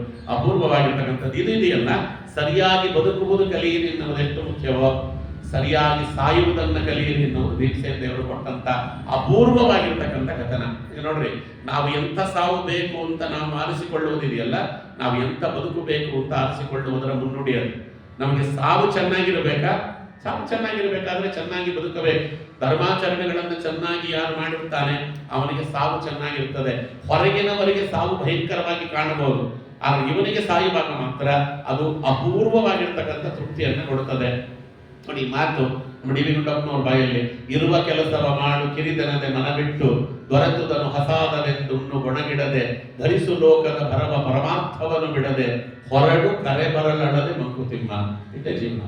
ಅದಕ್ಕೇನು ಅಂದ್ರೆ ಯಾವುದನ್ನ ಭಗವಂತ ಕೊಟ್ಟಿದ್ದಾನಲ್ಲ, ಯಾವ ಕರ್ಮವನ್ನ ಮಾಡುವಂತ ಕೊಟ್ಟಿದ್ದಾನೆ, ಕುರು ಭುಕ್ಷ್ವದ ಕರ್ಮ ನಿಜಂ ನಿಯತಂ ಹರಿಪಾದ ವಿನಮ್ರ ಧಿಯಾ ಸತತಂ, ಅದನ್ನೇ ಇರುವ ಕೆಲಸವ ಮಾಡು ಕಿರಿದನದೆ ಮನವಿಟ್ಟು. ಯಾವ ಕೆಲಸವೂ ಕೂಡ ಭಗವಂತನ ಸೇವೆಯಲ್ಲಿ ಚಿಕ್ಕ ಕೆಲಸ ಅಲ್ಲ. ಎಲ್ಲರೂ ಪ್ರವಚನ ಮಾಡ್ಲಿಕ್ಕಾಗಲ್ಲ, ಎಲ್ಲರೂ ಹಾಡು ಹೇಳಲಿಕ್ಕಾಗಲ್ಲ, ಎಲ್ಲರೂ ಅಡಿಗೆ ಮಾಡ್ಲಿಕ್ಕಾಗಲ್ಲ. ಭಗವಂತ ನಮಗೆ ಅಂತ ಒಂದೊಂದು ಕೆಲಸಗಳನ್ನ ಕರ್ತವ್ಯಗಳನ್ನ ಕೊಟ್ಟಿದ್ದಾನೆ. ಯಾವ ಕೆಲಸ ಅಂತ ಗುರುಗಳ ಅನುಗ್ರಹದಿಂದ ನಮಗದು ದೊರೆಯಬೇಕಷ್ಟೆ. ನಮಗದು ದೊರೆತು ಬಿಟ್ರೆ ಯಾವುದು ನಮ್ಮ ಕೆಲಸ, ನಮ್ಮ ಕರ್ತವ್ಯ ಏನಕ್ಕೋಸ್ಕರವಾಗಿ ನಾವು ಬಂದಿದ್ದೇವೆ ಅಂತ ಗುರುಗಳ ಅನುಗ್ರಹದಿಂದ ನಮಗೆ ಆ ಒಂದು ಮಾರ್ಗ ದೊರೆತು ಬಿಟ್ರೆ ಅವ ಮೋಕ್ಷಕ್ಕೆ ಹೋಗಿ ಬಿಡ್ತಾನೆ ಅಂತಲೇ ಅರ್ಥ. ನಾವು ರೊಟ್ಟಿ ವೆಂಕಟಾದ್ರಿ ಭಟ್ಟರ ಕಥೆಯನ್ನು ಕೇಳ್ತೇವೆ. ರಘುತ್ತಮ ತೀರ್ಥರ ಒಂದು ಚರಿತ್ರೆಯಲ್ಲಿ 33 ವರ್ಷಗಳ ಕಾಲ ರೊಟ್ಟಿ ಬಿಡದ ಬಾಬಾ ರಘುತ್ತಮ ತೀರ್ಥರ ಬಳಿಯಲ್ಲಿ ಬಂದು ಹೇಳಿದ, ನಾನು ಬರ್ಲಿಕ್ಕಿಂತ ಮುಂಚೆ ಎಷ್ಟೋ ಜನ ಸುಧಾಮಂಗಳ ಮಾಡ್ಕೊಂಡು ಹೋದ್ರು, ನಾನು ಬಂದ ಮೇಲೆ ಎಷ್ಟೋ ಜನ ಹೋದ್ರು, 33 ವರ್ಷದಿಂದ ಬರೀ ರೊಟ್ಟಿ ಬಡಿಯೋದೇ ಆಯ್ತು, ರಾಮಶಬ್ದ ಕೂಡ ಬರಲ್ಲ ಸ್ವಾಮಿಗಳೇ. ನನ್ನ ಜೀವನದಲ್ಲಿ ರಘುತ್ತಮ ತೀರ್ಥರಂತವರ ಸೇವೆ ಮಾಡಿ ಏನೂ ವಿದ್ಯೆ ಇಲ್ಲದೆ ಹೋಗಿಬಿಟ್ಟ ಅಂತ ಆಗಿಬಿಟ್ರೆ ನನ್ನಂತಹ ಒಬ್ಬ ದುರಾದೃಷ್ಟವಂತ ಜಗತ್ತಿನಲ್ಲಿರುವುದಿಲ್ಲ. ಅದಕ್ಕೆ ಎಲ್ಲರ ಎದುರುಗಡೆ ಹೇಳಲಿಕ್ಕಾಗಲ್ಲ, ಕೇಳಲಿಕ್ಕಾಗಲ್ಲ. ಯಾಕಂದ್ರೆ ನಾನು ಬುದ್ಧಿವಂತ ಅಲ್ಲ, ಒಪ್ಕೊಂಡ. ಬೇರೆಯವರಂತೆ ನನಗೆ ಗ್ರಹಣ ಶಕ್ತಿ ಇಲ್ಲ. ನನ್ನ 10 ಸತಿ 20 ಸತಿ ಹೇಳಬೇಕು, ನನ್ನ ಗ್ರಹಣ ಶಕ್ತಿ ಇಲ್ಲ. ದಯವಿಟ್ಟು ಯಾರೂ ಇಲ್ಲದೆ ಇದ್ದಾಗ ಏನನ್ನ ಉಪದೇಶ ಮಾಡಿದರೆ ನನಗೂ ಆತ್ಮೋದ್ಧಾರದ ಮಾರ್ಗ ದೊರೆಯುತ್ತದೋ ದಯವಿಟ್ಟು ನೀವು ಅದನ್ನು ಉಪದೇಶ ಮಾಡ್ತೀರಾ ಅಂತ ಕಾಲಿಗೆ ನಮಸ್ಕಾರ ಮಾಡಿದ. ರಘುತ್ತಮ ತೀರ್ಥರವರನ್ನು ನೋಡಿದಂತೆ, ಮಗು, ಒಂದು ಫಲವನ್ನ ಕೊಟ್ಟಿದ್ದಕ್ಕೆ ಶಬರಿಗೆ ಮೋಕ್ಷ ಕೊಟ್ಟವ ನನ್ನಪ್ಪ ರಾಮದೇವರು. 33 ವರ್ಷ ರೊಟ್ಟಿ ಬೆಳೆದಿದ್ದೀನಿ, ನಿನ್ನನ್ನು ಬಿಡ್ತಾನೇನು? ಯೋಚನೆ ಮಾಡಬೇಡ. ನಾಳೆ ಬೆಳಗ್ಗೆ ನಾನು ಮೊದಲನೇ ಸ್ನಾನ ಮಾಡಿ ನಿರ್ಮಾಲ್ಯ ವಿಸರ್ಜನೆ ಮಾಡಿ ಬರ್ತೀನಲ್ಲ ಪಾಠ ಹೇಳಲಿಕ್ಕೆ, ಅವಾಗ ಬಾ. ಅವನ ಅನ್ಕೊಂಡ ಪಾಪ ಎಲ್ಲ ಬಂದಿರ್ತಾರೆ, ಎಲ್ಲರೂ ಬಂದಿರ್ತಾರೆ ಶಿಷ್ಯರು, ಅವರೆಲ್ಲ ಬರೋದಕ್ಕಿಂತ ಮುಂಚೆ ಒಂದಷ್ಟು ಸ್ವಲ್ಪ ಪಾಠ ಹೇಳಿಬಿಟ್ಟು ಕಳಿಸ್ಬಿಡ್ತಾರೆ ನನಗೆ ಗುರುಗಳು ಅಂತ. ಪಾಪ ಹಂಗೆ ಹಿಂಗೆ ಮಾಡ್ಕೊಂಡು ಬಂದಿದ್ದಾನೆ, ತುಂಬಾ ಸಭೆ ಸೇರಿಸ್ಬಿಟ್ಟಿದ್ದಾರೆ. ಇವ್ರು ನೋಡಿದ ಆ ಕಡೆ ಈ ಕಡೆ ನೋಡಿದ, ಯಾರು ಅಂತ ಇಲ್ಲ, ಬಾ ನಿನ್ನೆ ಕಳೆದತ್ತು ಅಂದ್ರು. ಏನ್ ಸ್ವಾಮಿ ಎಲ್ಲರ ಕಡೆ ಯಾಕೆ ಅವಮಾನ ಮಾಡ್ತೀರಿ, ನಿನ್ನೆ ಹೇಳಿದ್ದೆ ನನ್ಗೇನು ಬರಲ್ಲ, ಪಾಪ ಬಾಯಿ ಕೂತ್ಕೋ ಅಂತ ಕೂಡಿಸಿ ವ್ಯಾಸಪೀಠ ಮುಂದಕ್ಕೆ ಇಟ್ಟಿದ್ರು. ಆ ವ್ಯಾಸಪೀಠವನ್ನ ತಿರುಗಿಸಿದ್ರು. ಇವತ್ತು ನೀ ಪಾಠ ಹೇಳು. ಸ್ವಾಮಿ ನನಗೆ ರಾಮ ಶಬ್ದವೇ ಬರಲ್ಲ. ತಲೆ ಮೇಲೆ ಕೈ ಇಟ್ರು. ಸರ್ವವಿದ್ಯಾ ಪ್ರವೀಣನ್ಯೋ ರಾಘವೇಂದ್ರೋನ ವಿದ್ಯತೆ ಅಂತ. ಸರ್ವವಿದ್ಯೆ ಅಲ್ವಾ, ರಾಘವೇಂದ್ರ ಅಂತ ಬಾಯಲ್ಲಿ ಹೇಳಿದ್ದಕ್ಕೆ ದಡ್ಡ ವೆಂಕಣ್ಣ ಇದ್ದಕ್ಕೆ ಒಂದು ಕ್ಷಣದಲ್ಲಿ ಅವ ವಿದ್ಯಾವಂತನಾಗಿರ್ತ. ರಾಮದೇವರ ಉಪಾಸಕರಿರ್ತಾರಲ್ಲ, ಅವರ ಹೆಸರು ಹೇಳಿದ್ರೆ ಅವ್ರ ಒಳಗೆ ನಿಂತ ಸರಸ್ವತಿ ನಾಲಿಗೆ ಮೇಲೆ ನರ್ತನ ಮಾಡಿಬಿಡ್ತಾಳೆ. ತಲೆ ಮೇಲೆ ಸರ್ವವಿದ್ಯಾ, ಎಲ್ಲ ವಿದ್ಯೆಗಳು ಕೂಡ ಇವತ್ತಿನಿಂದ ಹೃದಯದಲ್ಲಿ ಪ್ರಕಾಶಿತವಾಗಲಿ ಅಂತ ಒಂದೇ ಒಂದು ಮಾತು ಹೇಳಿದ್ರು. ಅವ ಕಣ್ಣು ಮುಚ್ಚಿ ಬಿಡುವುದರಷ್ಟೊಳಗೆ ಅವ ಅಲ್ಲಿವರೆಗೆ ರೊಟ್ಟಿ ವೆಂಕಣ್ಣನಾಗಿದ್ದ, ರೊಟ್ಟಿ ವೆಂಕಟಾದ್ರಿ ಭಟ್ಟಾಚಾರ್ಯನಾಗಿಬಿಟ್ಟ. ಯಾವ ಮಟ್ಟಿಗೆ ಅಂದ್ರೆ ವಿದ್ಯಾಧೀಶ ತೀರ್ಥರು ಅವರ ಹೆಸರನ್ನ ಕೊಟ್ಟು ಮಾಡ್ತಾರೆ ತಮ್ಮ ಗ್ರಂಥಗಳಲ್ಲಿ. ಇತಿ ರೊಟ್ಟಿ ವೆಂಕಟಾದ್ರಿ ಭಟ್ಟ ಉಲ್ಲೇಖಿತ. ಇದು ರೊಟ್ಟಿ ವೆಂಕಟಾದ್ರಿ ಭಟ್ಟರು ಈ ಪ್ರಮೇಯವನ್ನ ಹೇಳಿದ್ದಾರೆ. ಆ ಮಟ್ಟಿನ ಅದ್ಭುತವಾಗಿರ್ತಕ್ಕಂಥ ವ್ಯಕ್ತಿತ್ವ ಇದು. ಒಳಗಿನಿಂದ ಹೇಗೆ ಉದ್ಧಾರ ಮಾಡುತ್ತಾರೆ ಭಗವದ್ ಭಕ್ತರು ಅನ್ನುವುದಿದೆಯಲ್ಲ, ಸೇವೆ ಮಾಡಿದ್ದು ಎಂದೂ ಕೂಡ ಹುಸಿ ಹೋಗುವುದಿಲ್ಲ. ಇದು ಭೀಮಸೇನ ದೇವರ ಮತ. ಯಾವತ್ತೂ ಭಗವಂತನ ಸೇವೆ ಮಾಡಿದ್ದು ಹುಸಿ ಹೋಗುವುದಿಲ್ಲ. ಆಚಾರ್ಯ ಹೇಳಿದ್ರಲ್ಲ, ಅದಕ್ಕೆ ಸಂಕಲ್ಪ ಮಾತ್ರ ನಿಶ್ಚಯ, ಸಂಕಲ್ಪ ಮಾತ್ರ ಇದಕ್ಕೆ ಶುರು ಮಾಡಿದಾಗ ವಿಷ್ಣು ಧರ್ಮೇನ ನಿಷ್ಫಲ. ಸಂಕಲ್ಪ ಮಾತ್ರ ಪ್ರಾರಂಭ ಮಾತ್ರ ನಿಶ್ಚಯವ. ಪ್ರಾರಂಭ ಮಾಡೋಯ ಎಂದೂ ಭಗವಂತನ ಸೇವೆ ಅನ್ನುವುದು ನಿಷ್ಫಲವಾಗುವುದಿಲ್ಲ. ಈ ಜನ್ಮದಲ್ಲಿ ಶ್ರೀ ಗುರುಭ್ಯೋ ನಮಃ ಪ್ರಾರಂಭ ಆಯಿತು, ಅದೆಲ್ಲೂ ನಿಷ್ಫಲವಾಗುವುದಿಲ್ಲ. ಮುಂದಿನ ಜನ್ಮದಲ್ಲಿ ಶ್ರೀ ಹರಿ ಓಂ ಅಂತ ಮುಂದುವರಿಯುತ್ತದೆ. ಲೋಕದಲ್ಲಿ ಮುಂದುವರಿಯುವುದು ಎರಡೇ, ಯಾವುದೂ ಅಲ್ಲ. ಅದಕ್ಕೆ ಶಾಸ್ತ್ರ ಹೇಳುತ್ತದೆ, ಲೋಕದಲ್ಲಿ ಎಲ್ಲವನ್ನ ಇಲ್ಲೇ ಬಿಟ್ಟು ಹೋಗಬೇಕಾಗ್ತದೆ. ಶಿಕ್ಷಾಂಕ್ಷಯಂ ಗಚ್ಚತಿ ಕಾಲ ಪರ್ಯ ಸುಭದ್ರ ಮೂಲಾಂ ನ್ಯಪತಂತಿ ಪಾದಕಃ ಜಲಾಶಯಸ್ಥಂ ಜಲಂಚ ಶಿಷ್ಯತಿ ಹುತಂಚ ದತ್ತಂಚ ತಥೈವ ತಿಷ್ಠತಿ. ಆ ಬಾಣಭಟ್ಟ ಈ ಮಾತನ್ನು ಹೇಳ್ತಾನೆ. ಲೋಕದಲ್ಲಿ ಎರಡೇ ಅಂತ ನೋಡ್ರಿ. ಲೌಕಿಕವಾದ ವಿದ್ಯೆ ಇದೆಯಲ್ಲ, ಲೌಕಿಕವಾದ ವಿದ್ಯೆ ಅದನ್ನ ನಾವು ಸರಿಯಾದ ರೀತಿಯಲ್ಲಿ ಅದನ್ನ ಚೆನ್ನಾಗಿ ನಾವು ಆಲೋಚನೆ ಇಟ್ಕೊಳ್ಳಿಲ್ಲ ಅಂದ್ರೆ ಹೋಗಿಬಿಡ್ತದೆ. ಈಗ ನಮಗೂ ಆಯ್ತು 5-6 ವರ್ಷ ಆಗ್ತಾ ಬಂತು ಈಗ ರಿಟೈರ್ಮೆಂಟ್ ಆಗಿ. ಈಗ ನೀವು ಹೋಗಿ ಮೈಕ್ರೋ ಎಲೆಕ್ಟ್ರಾನಿಕ್ಸ್ ಹೇಳ್ಕೊಡಿ ಆಚಾರ್ಯ, ಮೈಕ್ರೋ ಕಂಟ್ರೋಲರ್ ಅಂದ್ರೆ ಆಗುದಿಲ್ಲ. 32 ವರ್ಷ ಪಾಠ ಮಾಡಿದ್ದೇವೆ, ಈಗ ಆಗುವುದಿಲ್ಲ, ಅಷ್ಟು ಸುಲಭವಾಗಿ ಬರೋದಿಲ್ಲ. ಈಗ ಹೋಗಿ ನೀವು ಅದಕ್ಕೆ ಫೋಟೋ ಎಲೆಕ್ಟ್ರಾನಿಕ್ಸ್ ಹೇಳ್ಕೊಡ್ರಿ ಆಚಾರ್ಯ ಅಂದ್ರೆ ನಾನು ಒಂದ್ಸತಿ ಓದ್ಕೊಂಡು ಹೋಗ್ಬೇಕಾಗ್ತದೆ. ಉಪನ್ಯಾಸ ಮಾಡಿ ಅಂದ್ರೆ ಬಂದು ಮಾಡಿಬಿಡ್ತೇನೆ, ತೊಂದರೆ ಏನಿಲ್ಲ. ಅದಕ್ಕೆ ಹೇಳ್ತಿರೋದು ಅಷ್ಟು ಸುಲಭವಾಗಿ ಅಭ್ಯಾಸಾನುಗತ ವಿದ್ಯಾ. ಲೌಕಿಕವಾದ ವಿದ್ಯೆ ನೀವು ಎಲ್ಲಿವರೆಗೂ ಅಭ್ಯಾಸದಲ್ಲಿ ಇಟ್ಕೊಂಡಿರ್ತೀರಿ ಅಲ್ಲಿವರೆಗೂ ಇರ್ತದೆ. ಯಾವತ್ತೂ ಅಭ್ಯಾಸ ನಿಲ್ಲಿಸ್ತೀರಿ ಹೋಗಿಬಿಡ್ತದೆ. ನಮ್ಮ ಮಲ್ಲೇಶ್ವರಂನಲ್ಲಿ ನಿಮಗೂ ಗೊತ್ತಿದೆ, ವೀಣೆ ದೊರೆಸ್ವಾಮಿ ಅಯ್ಯಂಗಾರ್ ಅಂತ ಇದ್ರು, ಅವ್ರಿಗೆ ರಸ್ತೆ ಇದೆ. ಅವರು 6ನೇ ವರ್ಷದಿಂದ ವೀಣೆಯನ್ನ ನುಡಿಸಿದವರು. ಅವ್ರಿಗೆ 6ನೇ ವರ್ಷ ಅಂತ ಮೊದಲನೇ ಸತಿ ಕಚೇರಿ ಕೊಟ್ಟಾಗ, ವೀಣೆ ಕಚೇರಿ 6 ವರ್ಷದಿಂದ ಶುರು ಮಾಡಿದವರು. ಅವರಿಗೆ 80 ವರ್ಷ ಆಗಿತ್ತು. ಟೈಫಾಯ್ಡ್ ಬಂತು, ಒಮ್ಮೆ ಟೈಫಾಯ್ಡ್ ಬಂತು. ಅದಾದಾಗ ನೀವು 15 ದಿನ ವೀಣೆ ಮುಟ್ಟಬಾರ್ದು, ಬೆಡ್ ರೆಸ್ಟ್ ಅಲ್ಲಿ ಇರಬೇಕು ಅಂತ ಡಾಕ್ಟರ್ ಹೇಳಿದ್ರು. 15 ದಿನ ಬೆಡ್ ರೆಸ್ಟ್ ಅಲ್ಲಿ ಇದ್ರು. ಎಲ್ಲ ಆಯ್ತು. ಸ್ವಲ್ಪ ಎದ್ದು ಕೂತ್ರು. ಅವ್ರ ಸೊಸೆ ವೀಣೆ ತಂದು ಮುಂದಕ್ಕೆ ಇಟ್ರಂತೆ. ಮಾವ ಸ್ವಲ್ಪ ನುಡಿಸ್ಕೊಳ್ರಿ, ಬೇಜಾರಾಗ್ತದೆ ಅಂತ. ಇವ್ರು ವೀಣೆ ತಗೊಂಡು ನುಡಿಸ್ಲಿಕ್ಕೆ ಪ್ರಾರಂಭ ಮಾಡಿದ್ರೆ ಅಪಸ್ವರ ಬಂತಂತೆ. ತಕ್ಷಣ ವೀಣೆ ಕೆಳಗೆ ಕೇಳಿದ್ರಂತೆ, ಸರಸ್ವತಿ 70 ವರ್ಷ ನೀನು ಸೇವೆ ಮಾಡಿದ್ದೇನೆ, ಬರೀ 15 ದಿನ ಸೇವೆ ಮಾಡಲಿಲ್ಲ ಅಂದ್ರೆ ಆಗಲೇ ನೀನು ಬುದ್ಧಿ ತೋರಿಸ್ಬಿಟ್ಟಿಯಲ್ಲ, ನೀನು ನಿಜವಾಗಿರ್ತಕ್ಕಂಥ ಕಾರುಣ್ಯವತಿನ ಅಂತ ಕಣ್ಣೀರಾಗಿ ಬಿಟ್ರು ಅಂತ ಹೊರಗತ್ತೆ. 70 ವರ್ಷ ಸಂಗೀತ ಸೇವೆ ಮಾಡಿದವರು 15 ದಿನ ವೀಣೆ ನುಡಿಸ್ಲಿಲ್ಲ ಅಂದ್ರೆ ಅಪಸ್ವರ ಬಂದ್ಬಿಡ್ತು. ಅಭ್ಯಾಸ ಅಂತ ವಿದ್ಯಾ, ಲೌಕಿಕವಾದ ವಿದ್ಯೆ ಇದೆಯಲ್ಲ ಅದು ಹೋಗಿಬಿಡ್ತದೆ. ಶಿಕ್ಷಾಂ ಕ್ಷೇಂ ಗಚ್ಚತಿ ಕಾಲಪರ್ಯ, ಹೋಗಿಬಿಡ್ತದೆ. ಸುಭದ್ರ ಮೂಲ ನೆಪದಂತಿ ಪಾದಪಃ. ಎಷ್ಟು ಬೇರೂರಿರ್ತಕ್ಕಂಥ ಮರ ಇದೆಯಲ್ಲ ಲೋಕದಲ್ಲಿ, ಆ ಬೇರೂರಿದಂಥ ಮರ ಇವತ್ತಲ್ಲ ನಾಳೆ ಕೆಳಗೆ ಉಳ್ಳಲೇಬೇಕು. ದೊಡ್ಡಾಲದ ಮರ ಉಳ್ಳದಂತೆ, ಇವತ್ತಲ್ಲ ನಾಳೆ ಉಳ್ಳಬೇಕು. 1800 ವರ್ಷ ಅದಾದ್ಮೇಲೆ ಉಳ್ಳಿತು, ಒಂದಲ್ಲ ಒಂದಿನ ಉಳ್ಳಬೇಕು. ಜಲಾಶಯಸ್ಥಂ ಜಲಂಚ ಶಿಷ್ಯತಿ, ತುಂಬಿ ಹರಿಯುವ ಪ್ರವಾಹವುಳ್ಳಂತಹ ನದಿಗಳು, ಕೆರೆಗಳು ಅದು ಒಂದಲ್ಲ ಒಂದು ದಿನ ಬತ್ತಲೇಬೇಕು. ಲೋಕದಲ್ಲಿ 2 ಮಾತ್ರ ಬತ್ತುವುದಿಲ್ಲವಂತೆ. ಹುತಂಚ ತತ್ತಂಚ ತಥೈವ ತಿಷ್ಠತಿ. ನಾವು ಮಾಡಿರ್ತಕ್ಕಂಥ ಅಧ್ಯಯನ ಇದೆಯಲ್ಲ, ಒಂದು ನಾವು ಕೊಟ್ಟ ದಾನ, ಇವೆರಡೂ ಕೂಡ ಜನ್ಮ ಜನ್ಮಾಂತರದವರೆಗೂ ನಮ್ಮ ಹಿಂದೆ ಬರ್ತದೆ. ಅದಕ್ಕೆ ಜಾಸ್ತಿ ದಾನ ಮಾಡು, ಹೆಚ್ಚು ಅಧ್ಯಯನ ಮಾಡು. ಇವೆರಡು ಮಾತ್ರ ನಮ್ಮನ್ನ ಬೆನ್ನಟ್ಟಿ ಬರ್ತದೆ. ಲೋಕದಲ್ಲಿ ಯಾವುದೂ ಬೆನ್ನಟ್ಟಿ ಬರುವುದಿಲ್ಲ ಅಂತ ಆಚಾರ್ಯರ ಮಾತದು. ಹಾಗಾಗಿಯೇ ಕುರು ಭುಂಕ್ಷೋಜ ಕರ್ಮ ನಿಜಂ ನಿಯತಂ ಹರಿಪಾದ ವಿನಮ್ರ ದಿಯಾ ಸತತಂ. ನಮಗೇನು ಭಗವಂತ ಕೊಟ್ಟಿದ್ದಾನೆ ಕೆಲಸವನ್ನು ಮಾಡೋಣ, ಅದರ ಫಲಾಫಲಗಳು ಭಗವಂತನಿಗೆ ಬಿಡೋದು. ಹರಿರೇವ ಪರೋ ಹರಿರೇವ ಗುರು ಹರಿರೇವ ಜಗತ್ಪಿತೃ ಮಾತೃಗತಿ.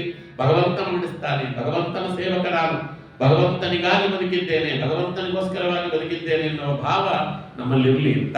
ಅದಕ್ಕೆ ಭಗವಂತ ಏನು ಹೇಳುತ್ತಾನೆ ಅದೇ ಫೈನಲ್, ಎರಡನೇ ಮಾತೇ ಇಲ್ಲ ನೋಡ್ರಿ. ಅದಕ್ಕೆ ಅಲ್ಲಿ ಅಪೂರ್ವ ನೋಡಿ, ಅಶ್ವತ್ಥಾಮ ಹತಃ ಅಂತ ಹೇಳೋ ಧರ್ಮರಾಜ ಅಂತ ಕೃಷ್ಣ.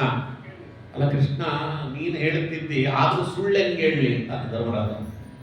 ಅಲ್ಲ ಸುಳ್ಳು ಮತ್ತೆ ಸತ್ಯ ನಿರ್ಧಾರ ಮಾಡುವುದು ಯಾರು? ಪಾದಗಾದರು ಅಪೂರ್ವವಾಗಿ ಹೇಳ್ತಾರೆ ಭಾವಪ್ರಕಾಶಿಕನಲ್ಲಿ, ಭಗವಂತ ಹೇಳದ ಅಂದ್ರೆ ಅದು ಸತ್ಯ ಅಂತಲೇ ಅರ್ಥ.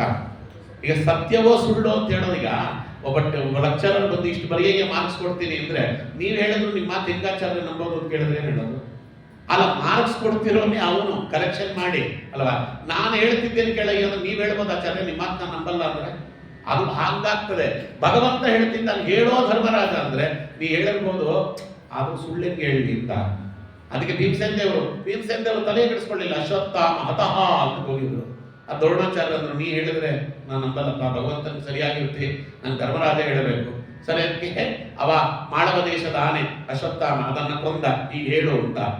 ಅವನೆಂತವ ಅಶ್ವತ್ಥಾಮ ಹತಃ ಅಂತ ಜೋರಾಗಿ ಹೇಳಿ ಕುಂಜರ ಅಂತ. ಅದಕ್ಕೆ ಆ ವಾದಿರಾಜರಂತಾರೆ ಅವನಿಗೆ ನರಕ ದರ್ಶನವಾಯಿತು. ಯಾರೋ ಅಲ್ಲ, ಸಾಕ್ಷಾತ್ ಯಮಧರ್ಮರಾಜನ ಅವತಾರ ಅವ ಧರ್ಮರಾಜ. ಅವನೇ ನರಕದ ಪೋರ್ಟ್ಫೋಲಿಯೋ ಒಡೆಯವ. ಅವನಿಗೆ ನರಕ ದರ್ಶನವಾಯಿತು. ಯಾಕೆ ನರಕ ದರ್ಶನವಾಯಿತು ಅಂತ ಕೇಳಿದ್ರೆ, ಕೃಷ್ಣ ಹೇಳು ಅಂತ ಹೇಳಿದ ಮೇಲೂ ಕೃಷ್ಣನ ಮಾತನ್ನ ಅನುಮಾನಿಸಿದನಲ್ಲ, ಅದಕ್ಕೆ ಅವನಿಗೆ ನರಕ ದರ್ಶನವಾಯಿತು. ಯಮಧರ್ಮರಾಜನಿಗೆ ನರಕ ದರ್ಶನವಾಯಿತು. ಭೀಮಸೇನ ದೇವರಿಗೆ ಅದಕ್ಕೆ ಅವರಿಗೆ ಸಮಸ್ಯೆಯೇ ಇಲ್ಲ. ಭಗವಂತ ಹೇಳ್ತಾ ಮುಗಿದೋಯ್ತಟ್ಟೆ. ದೇವರು ಏನು ಹೇಳ್ತಾನೆ ಅದು ಧರ್ಮ ಅಲ್ವಾ. ಆಮೇಲೆ ಭೀಮಸೇನ ದೇವರ ಮೇಲೆ ಇರುವಂತ ಇನ್ನೆರಡು ಸಮಸ್ಯೆಗಳೇನು ಅಂದ್ರೆ, ಯಕ್ಷ ಪ್ರಶ್ನೆ ಸಮಯದಲ್ಲಿ ಉತ್ತರ ಕೊಡಲಿಲ್ಲ, ನಹುಷ ನೀತಿಯ ಸಮಯದಲ್ಲಿ ಉತ್ತರ ಕೊಡಲಿಲ್ಲ. ನೋಡಿ, ಆಚಾರ್ಯರು ಇದಕ್ಕೆ ಉತ್ತರ ಕೊಡಲಿಲ್ಲ ಅಂತಿದ್ರೆ ನಮ್ಗೆ ಅದು ಅರ್ಥವೇ ಆಗ್ತಿರ್ಲಿಲ್ಲ.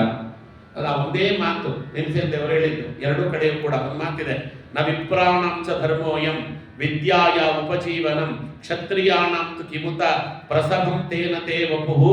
ಅದ್ಭುತವಾದ ಮಾತು ಆಚಾರ್ಯರ ಮಾತಿದು. ಆಚಾರ್ಯರು ಹೇಳುತ್ತಾರೆ, ವಿದ್ಯೆ ಅನ್ನುವುದು ಮಾರಾಟಕ್ಕಿರುವ ವಸ್ತು ಅಲ್ಲ. ವಿದ್ಯೆಯನ್ನು ಕಲಿಬೇಕಾದ್ರೆ ಅದೀಹಿ ಭಗವೋ ಬ್ರಹ್ಮೇತಿ ಅಂತ ಕೈಯಲ್ಲಿ ಸಮಿತ್ತನ್ನ ಹಿಡಿದು ಒಂದಷ್ಟು ಕುಶವನ್ನ ತೆಗೆದುಕೊಂಡು ಹತ್ರ ಬಂದು ನಮಸ್ಕಾರ ಮಾಡಿ. ನೋಡಿ, ಕೃಷ್ಣ ಪರಮಾತ್ಮ ಇವನು ಅರ್ಜುನ ಏನು ಪ್ರಶ್ನೆ ಕೇಳಿದ್ರು ಉತ್ತರ ಕೊಡಲಿಲ್ಲ. ಕೊನೆಗೆ ಒಂದು ಮಾತು ಹೇಳ್ತಾನೆ ಅರ್ಜುನ, ಕಾರ್ಪಣ್ಯ ದೋಷೋಪಹತ ಸ್ವಭಾವ ಪೃಚ್ಛಾಮಿ ತ್ವಾಂ ಧರ್ಮ ಸಮೂಢ ಚೇತಾಃ ಯತ್ ಶ್ರೇಯಃ ನಿಶ್ಚಿತಂ ರೋಹಿತನ್ಮೇ ಶಿಷ್ಯಸ್ತೇಹಂ ಶಾಪಿ ಮಾಂ ತ್ವಾಂ ಪ್ರಪನ್ನಂ ಅಂತ. ನಾನು ನಿನ್ನ ಶಿಷ್ಯ, ಕೃಷ್ಣ, ನಾನು ಶಿಷ್ಯನಾಗಿ ಕೇಳ್ತಾ ಇದ್ದೇನೆ, ನನ್ನ ಗುರುವಾಗಿ ಉತ್ತರ ಕೊಡು ಅಂತ ಹೇಳಿದ ಮೇಲೆ ಅಶೋಚ್ಯ ನಮ್ಮ ಶೋಚಸ್ತ್ವಂ ಶುರು ಆಗಿದ್ದು. ಅಲ್ಲಿವರೆಗೂ ಕೃಷ್ಣ ಮಾತಾಡಲಿಲ್ಲ. ಯಾಕೆಂದ್ರೆ ಶಿಷ್ಯನಾಗಿ ಬಂದವನಿಗೆ ಮಾತ್ರ ವಿದ್ಯೆ ಉಪದೇಶ ಮಾಡುವಂತಹ ಅಧಿಕಾರ, ಉಪದೇಶ ಪಡೆಯುವಂತ ಅಧಿಕಾರ ಅವನಿಗಿರ್ತದೆ ಹೊರತು ವಿದ್ಯೆಯನ್ನು ಹೆದರಿಸಿ ಬೆದರಿಸಿ ಆಮಿಷವನ್ನ ತೋಡಿಸಿ ವಿದ್ಯೆಯನ್ನು ಕಲಿಯತಕ್ಕದ್ದಲ್ಲ. ಅದು ವಿದ್ಯೆ ಉಪಜೀವನವಾಗ್ತದೆ. ವಿದ್ಯೆಯಿಂದ ಉಪಜೀವನ ಬ್ರಾಹ್ಮಣನೇ ಮಾಡಬಾರದು, ಕ್ಷತ್ರಿಯ ಮಾಡುವುದಿಲ್ಲ. ನನಗೆ ತಾಕತ್ತಿದ್ರೆ ಕೊಲ್ಲು ಅಂದ್ರು. ನಿನಗೇನು, ನೀನು ನೀರು ಕುಡಿಯದೆ ಹೋದ್ರೆ ಅಂದ್ರೆ ನನ್ನ ಪ್ರಶ್ನೆಗೆ ಉತ್ತರ ಕೊಡದೆ ನೀನು ನೀರು ಕುಡಿದ್ರೆ ನೀ ಸಾಯ್ತಿ, ನಾನು ನೀರು ಕುಡದೆ ಇರ್ತೇನೆ, ನೀನು ತಾಕತ್ತಿದ್ರೆ ಸಾಯಿಸು ನೋಡೋಣ. ಅನೌಷ ಹೇಳಿದ, ನನ್ನ ಪ್ರಶ್ನೆಗೆ ಉತ್ತರ ಕೊಡದೆ ಹೋದ್ರೆ ಅಜಗರನ ರೂಪದಲ್ಲಿ ನಿನ್ನನ್ನು ಕಚ್ಚಿ ಸಾಯಿಸಿ ಬಿಡ್ತೇನೆ, ನಾನು ನಿನ್ನ ಪ್ರಶ್ನೆಗೆ ಉತ್ತರ ಕೊಡುವುದಿಲ್ಲ. ನೀನು ವಿದ್ಯೆ ಉಪಜೀವನ ಮಾಡ್ಲಿಕ್ಕೆ ಹೇಳ್ತಿದ್ದೆ, ನಾನು ಮಾಡುವುದಿಲ್ಲ. ನಿನಗೆ ತಾಕತ್ತಿದ್ರೆ ನನ್ನ ದೇಹವನ್ನು ಬಿಡಿಸ್ಕೊಂಡು ಹೋಗು ನೋಡೋಣ ಅಂತಾರೆ. ಇದು ಭೀಮಸೇನ ದೇವರು. ಇದು ಅಪೂರ್ವವಾಗಿರ್ತಕ್ಕಂಥ ಭೀಮಸೇನ ದೇವರ ಅದ್ಭುತವಾಗಿರ್ತಕ್ಕಂಥ ವ್ಯಕ್ತಿತ್ವ ನಾವು ನೋಡಬಹುದು. ಅದೇ ಅವರಿಗೆ ಹೆಣ್ಣು ಮಕ್ಕಳ ಮೇಲಿದ್ದಂತಹ ಅಪೂರ್ವವಾಗಿರ್ತಕ್ಕಂಥ ಕರುಣೆ ನೋಡ್ರಿ. ಕುಂತಿ ಅಲ್ಲಿ ಬಂದು ಯಾಕೋ ಬ್ರಾಹ್ಮಣನ ಮನೆಯಲ್ಲಿ ಅಳುತ್ತಾ ಇದ್ದಾರೆ, ಬಕಾಸುರನ ವಧೆಯ ಪ್ರಸಂಗ, ಯಾಕೋ ಅಳುತ್ತಾ ಇದ್ದಾರೆ, ನೋಡೋಣ ನಮ್ಮ ಭೀಮ ಅಂತ ಭೀಮಸೇನ ದೇವರು ಮಾತು ಹೇಳ್ತಾರೆ. ಅಮ್ಮ ಮೊದಲು ನೀನು ಹೋಗು ಅಂತ. ಯಾಕೋ ಅಂತ ಕೇಳಿದ್ರೆ ಅಲ್ಲಿ ಹಾಲು ಕುಡಿಯುವ ಮಗು ಇದೆ ಆ ಮನೆಯಲ್ಲಿ. ಹಾಲು ಕುಡಿಯುವ ಮಗು ಇರುವಂತ ಮನೆಗೆ ಗಂಡಸರು ಏಕಾಏಕಿಯಾಗಿ ಒಳಗೆ ಪ್ರವೇಶ ಮಾಡಬಾರದು ಅಂತ ಭೀಮಸೇನ ದೇವರು. ಅವಳು ಹಾಲು ಕುಡಿಸ್ತಾ ಇರ್ತಾಳೋ ಏನೋ ಮಾಡ್ತಿರ್ತಾಳೆ, ಗಂಡಸರು ನೋಡಿ ನಾಚಿಕೆ ಆಗ್ತದೆ, ನೀ ಹೆಣ್ಣು ಹೋಗು, ನೀ ಹೋಗು, ಅವ್ರ ಹತ್ರ ಮಾತಾಡು, ನೀನು ಒಂದು ಮಾತನ್ನು ಹೇಳುತ್ತೇನೆ, ಅವ್ರು ಏನು ಕೇಳುತ್ತಾರೋ ಅದಕ್ಕೆ ನನ್ನ ಮೇಲೆ ನಂಬಿಕೆ ಇಟ್ಟು ಆ ಮಾತನ್ನು ಕೊಟ್ಟು ಬಾ, ಭೀಮ ಇದ್ದಾನೆ ನಡೆಸ್ತಾನೆ. 3 ಗಂಟೆ, ಎರಡನೇ ಮಾತೇ ಇಲ್ಲ. ಅದಕ್ಕಾಯಿತು, ನನ್ನ ಮಗನನ್ನು ಕಳಿಸ್ಕೊಡ್ತೇನೆ ಇಲ್ಲ ಅಂತ ಮಾತುಕತೆ ದೊಡ್ಡದಿದೆ. ಅದಕ್ಕೆ ಆಮೇಲೆ ಧರ್ಮರಾಜ ಬರ್ತಾನೆ. ಏನ್ ಭೀಮ ಇವತ್ತು ಎಲ್ಲರಿಗಿನ್ನ ಬಹಳ ಖುಷಿಯಾಗಿದ್ದಾನಲ್ಲ, ಇಲ್ಲ ಬಕಾಸುರನ್ನ ಕೊಲ್ಲಿಕ್ಕೆ ಹೋಗ್ತಾನಂತೆ. ಧರ್ಮರಾಜ ಅಳ್ಳಾಡಿ ಹೋದ. ಅಮ್ಮ, ನಾವೇನಾದ್ರೂ ವಾಪಸ್ಸು ಹಸ್ತಿನಾವತಿಯ ರಾಜ್ಯವನ್ನ ಪಡೆದು ಮತ್ತೆ ನಾವೇನಾದ್ರೂ ರಾಜ್ಯಭಾರವನ್ನ ಮಾಡುತ್ತೇವೆ ಅಂದ್ರೆ ನಾವು ನಂಬಿಕೊಂಡಿರುವುದೇ ಭೀಮಸೇನ ದೇವರ ಬಾಹುಬಲವನ್ನ. ಅವನನ್ನು ಕರ್ಕೊಂಡೋಗಿ ಬಕಾಸುರನ ಬಾಯಿ ಇಡ್ತೀನಿ ಅಂತ ಹೇಳ್ತೀಯಲ್ಲ, ಏನ್ ಹೇಳಲಿ ಅಂತ ಕೇಳಿದ್ಲು. ಅವ್ ಕೇಳಿದ ಧರ್ಮರಾಜ. ಕುಂತಿ ಒಂದೇ ಮಾತು ಹೇಳ್ತಾಳೆ, ನಿನಗೇನು ಗೊತ್ತೋ ಭೀಮನ ವಿಚಾರ ಅಂತ. ನೀನು ಒಡ ಹುಟ್ಟಿದವ, ನಾನು ಅವನನ್ನ ಒಡಲಲ್ಲಿ ಇಟ್ಟವಳು, ನನಗೆ ಗೊತ್ತು, ನಿನಗೇನು ಗೊತ್ತು, ಹೋಗು. ಅವ ಹುಟ್ಟಿದ ಮಗು 6 ತಿಂಗಳಲ್ಲಿ ಗಿರಿ ಒಡೆದು ಶತಶೃಂಗವೆಂದೆನಿಸಿತು. ಶತಶೃಂಗವನ್ನು ಒಡೆದು ಬಿಸಾಕಿದವರವರು. ನನ್ನ ಮಗನ ವಿಚಾರ ನನಗೆ ಚೆನ್ನಾಗಿ ಗೊತ್ತು, ಹೋಗು ಅಂತಾಳೆ. ಇದು ಭೀಮಸೇನ ದೇವರಲ್ಲಿದ್ದ ಅಪೂರ್ವವಾದ ನೋಡಿ. ಒಂದು ಬಕಾಸುರನನ್ನ ಕೊಂದದಕ್ಕೋಸ್ಕರವಾಗಿ ಎಷ್ಟು ಜನರ ಸಮಸ್ಯೆ ಅಲ್ಲಿ ಪರಿಹಾರ ಆಗಿತ್ತು, ಎಷ್ಟು ಜನರ ಸಮಸ್ಯೆ ಒಂದೇ ಸಮನೆ ಪರಿಹಾರ ಆಯಿತು.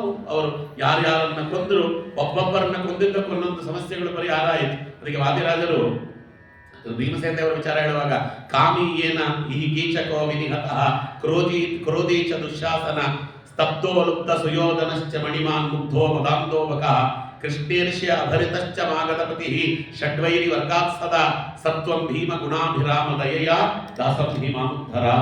ಅಲ್ಲಿ ಷಡ್ವರ್ಗಗಳು ನಮ್ಮನ್ನು ಬಹಳ ಹಿಂಸೆ ಮಾಡ್ತಾವಲ್ವಾ. ನಮ್ಮ ವ್ಯಾಸರಾಜರು ಹೇಳ್ತಾರೆ, ಕಾಮವೆಂಬ ಕಾಡ್ಗಿಚ್ಚನ್ನ ಸುಡುತ್ತಲಿದೆ, ಕ್ರೋಧವೆಂಬ ಹೆಬ್ಬಾವೆನ್ನ ತಿನ್ನುತ್ತಲಿದೆ,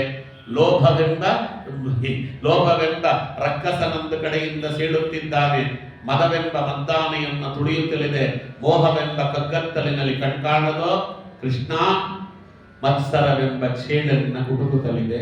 ಕಾಮಕ್ರೋಧ ಲೋಭ ಮೋಹ ಮತ್ಸರ ಇದನ್ನು ಹೆಂಗ್ ಗೆಲ್ಲಬೇಕು ಅಂದ್ರೆ ಭೀಮಾ ಅಂತ ಬಿಡ್ರಿ. ಕಾಮಕ್ರೋಧಾದಿಗಳು ಎಲ್ಲವೂ ಕೂಡ ನಮ್ಮನ್ನು ಬಿಟ್ಟು ಹೋಗ್ತದೆ. ಅದಕ್ಕೆ ಒಂದೊಂದು ಎಕ್ಸಾಂಪಲ್. ಕೀಚಕ, ಕಾವಿ, ನಮ್ಮ ರಾವಣನನ್ನ ಮೀರಿಸಿದ ಅಯೋಗ್ಯ ಅವ ಕೀಚಕ. ಅವ ದ್ರೌಪದಾದೇವಿಯರ ಪಾದದ ಬಡಿಯಲ್ಲಿ ಬಿದ್ದು ಹೇಳಿದ, ನನ್ನನ್ನ ಒಂದು ಸತಿ ನೀನು ಮೆಚ್ಚಿಬಿಡು, ನನ್ನಲ್ಲಿರುವಂತ ಎಲ್ಲ ರಾಣಿಯರನ್ನ ನಿನ್ನ ಪಾದಕ್ಕೆ ಹಾಕೋದಲ್ಲ, ನಾನು ನಿನ್ನ ಪಾದ ಸೇವೆ ಮಾಡ್ಕೊಂಡಿರ್ತೇನೆ ಅಂತ. ಅಂಥ ಪಾಪಿಟ್ಟ ಕಾಮಿ ಏನ ಕೀಚಕ ನೋಡಿ. ಅದಕ್ಕೆ ದ್ರೌಪದಾದೇವಿಯರು ಬಂದು ಹೇಳಿದ್ರು, ಇನ್ನು 13 ದಿನ ಇತ್ತು ಅಜ್ಞಾತವಾಸ ಮುಗಿಲಿಕ್ಕೆ, 13 ದಿನ ಇತ್ತು. ಮಹಾಭಾರತ ಹೇಳುತ್ತದೆ. ಭೀಮ ಒಂದೇ ಮಾತು ಹೇಳಿದ, ಇನ್ನೊಂದ್ಸತಿ ಅಜ್ಞಾತವಾಸಕ್ಕೆ ಹೋದ್ರೂ ಪರವಾಗಿಲ್ಲ, ಹೆಣ್ಣು ಮಕ್ಕಳಿಗೆ ಆಗಿರ್ತಕ್ಕಂಥ ಅವಮಾನವನ್ನ ಭೀಮ ಎಂದೂ ಸಹಿಸುವುದಿಲ್ಲ. ನೀ ಹೋಗು, ದ್ರೌಪದಿ ಕರಿಯ ಹೋಗವನನ್ನ. ಭೀಮ ಅವನನ್ನು ಹ್ಯಾಕ್ ಕೊಲ್ತಾನೆ ಅಂದ್ರೆ, ಇನ್ನೊಮ್ಮೆ ಯಾರಾದ್ರೂ ಪರಸ್ತ್ರೀಯರ ಕಡೆಗೆ ಕಣ್ಣೆತ್ತಿ ನೋಡುವಾಗ ಕೀಚಕನನ್ನು ಜ್ಞಾಪಿಸ್ಕೊಳ್ಬೇಕು, ಆ ರೀತಿ ಭೀಮ ಕೊಲ್ತಾನೆ ಅಂತ. ಅಲ್ಲಿ ಮಹಾಭಾರತದಲ್ಲಿ ತುಂಬಾ ಅಪೂರ್ವವಾದ ಪ್ರಸಂಗ ಇದೆ. ಅವಳ ಕೈಯನ್ನು ಹೀಗೆ ಇಟ್ಕೊಂಡು ನೋಡಿದ್ನಂತೆ ಭೀಮ. ಯಾವತ್ತೂ ಭೀಮ ಅತ್ತಿದ್ದಿಲ್ಲ, ನಾವು ಮಾಡುವುದಿಲ್ಲ, ಏನ್ ಕಟ್ತಾರೆ ಅವರು. ಆ ಕೈಯನ್ನ ನೋಡಿದಂತೆ, ನೋಡಿದಾಗ ಭೀಮನ ಹೃದಯ ಕರಗಿ ಬಿಡ್ತು. ಎಂಥ ದ್ರೌಪದಾದೇವಿ, ಅಗ್ನಸೇನಿ, ಅಗ್ನಿ ಮಧ್ಯದಲ್ಲಿ ಹುಟ್ಟಿ ಬಂದವಳು, 5 ಜನ ಅಪ್ರತಿಮವಾಗಿರ್ತಕ್ಕಂಥ ಪತಿಯರನ್ನ ಪಡೆದವಳು, ಇವಳಿಗೆ ಇಂಥ ಸ್ಥಿತಿ ಬಂದು ಬಿಟ್ರೆ ಸಾಮಾನ್ಯರ ಪಾಡೇನು ವಿಧಿ ಎನ್ನುವುದು ಎಷ್ಟು ಬಲಿಷ್ಠವಾಗಿದೆ ಅಂತ ಆ ಎರಡೂ ಕೈಗಳನ್ನು ಕಣ್ಣಿಗೆ ಹೊತ್ತುಕೊಂಡು ಭೀಮ ಲೋಕದ ದೃಷ್ಟಿಯಂತೆ ಗೋಳಾಡಿದ ಅಂತ ಮಹಾಭಕ್ತ ಹೇಳ್ತಾರೆ. ಅದರ ಒಂದು ಕ್ಷಣ ಹತ್ತನಂತೆ ಅಂತ. ಇಷ್ಟೆಲ್ಲ ಜನ ಇದ್ರೂ ಕೂಡ ದೈವದ ಮುಂದೆ ನಾವೆಲ್ಲರೂ ಕೂಡ ಬಹಳ ಸಣ್ಣವರು, ಯಾರೇನು ಮಾಡಲಿಕ್ಕೆ. ದೈವ ಒಂದು ಸತಿ ಮುಗಿಯಿತಷ್ಟೇ ಅದನ್ನು ಹೇಳಿದ ಅಂತ.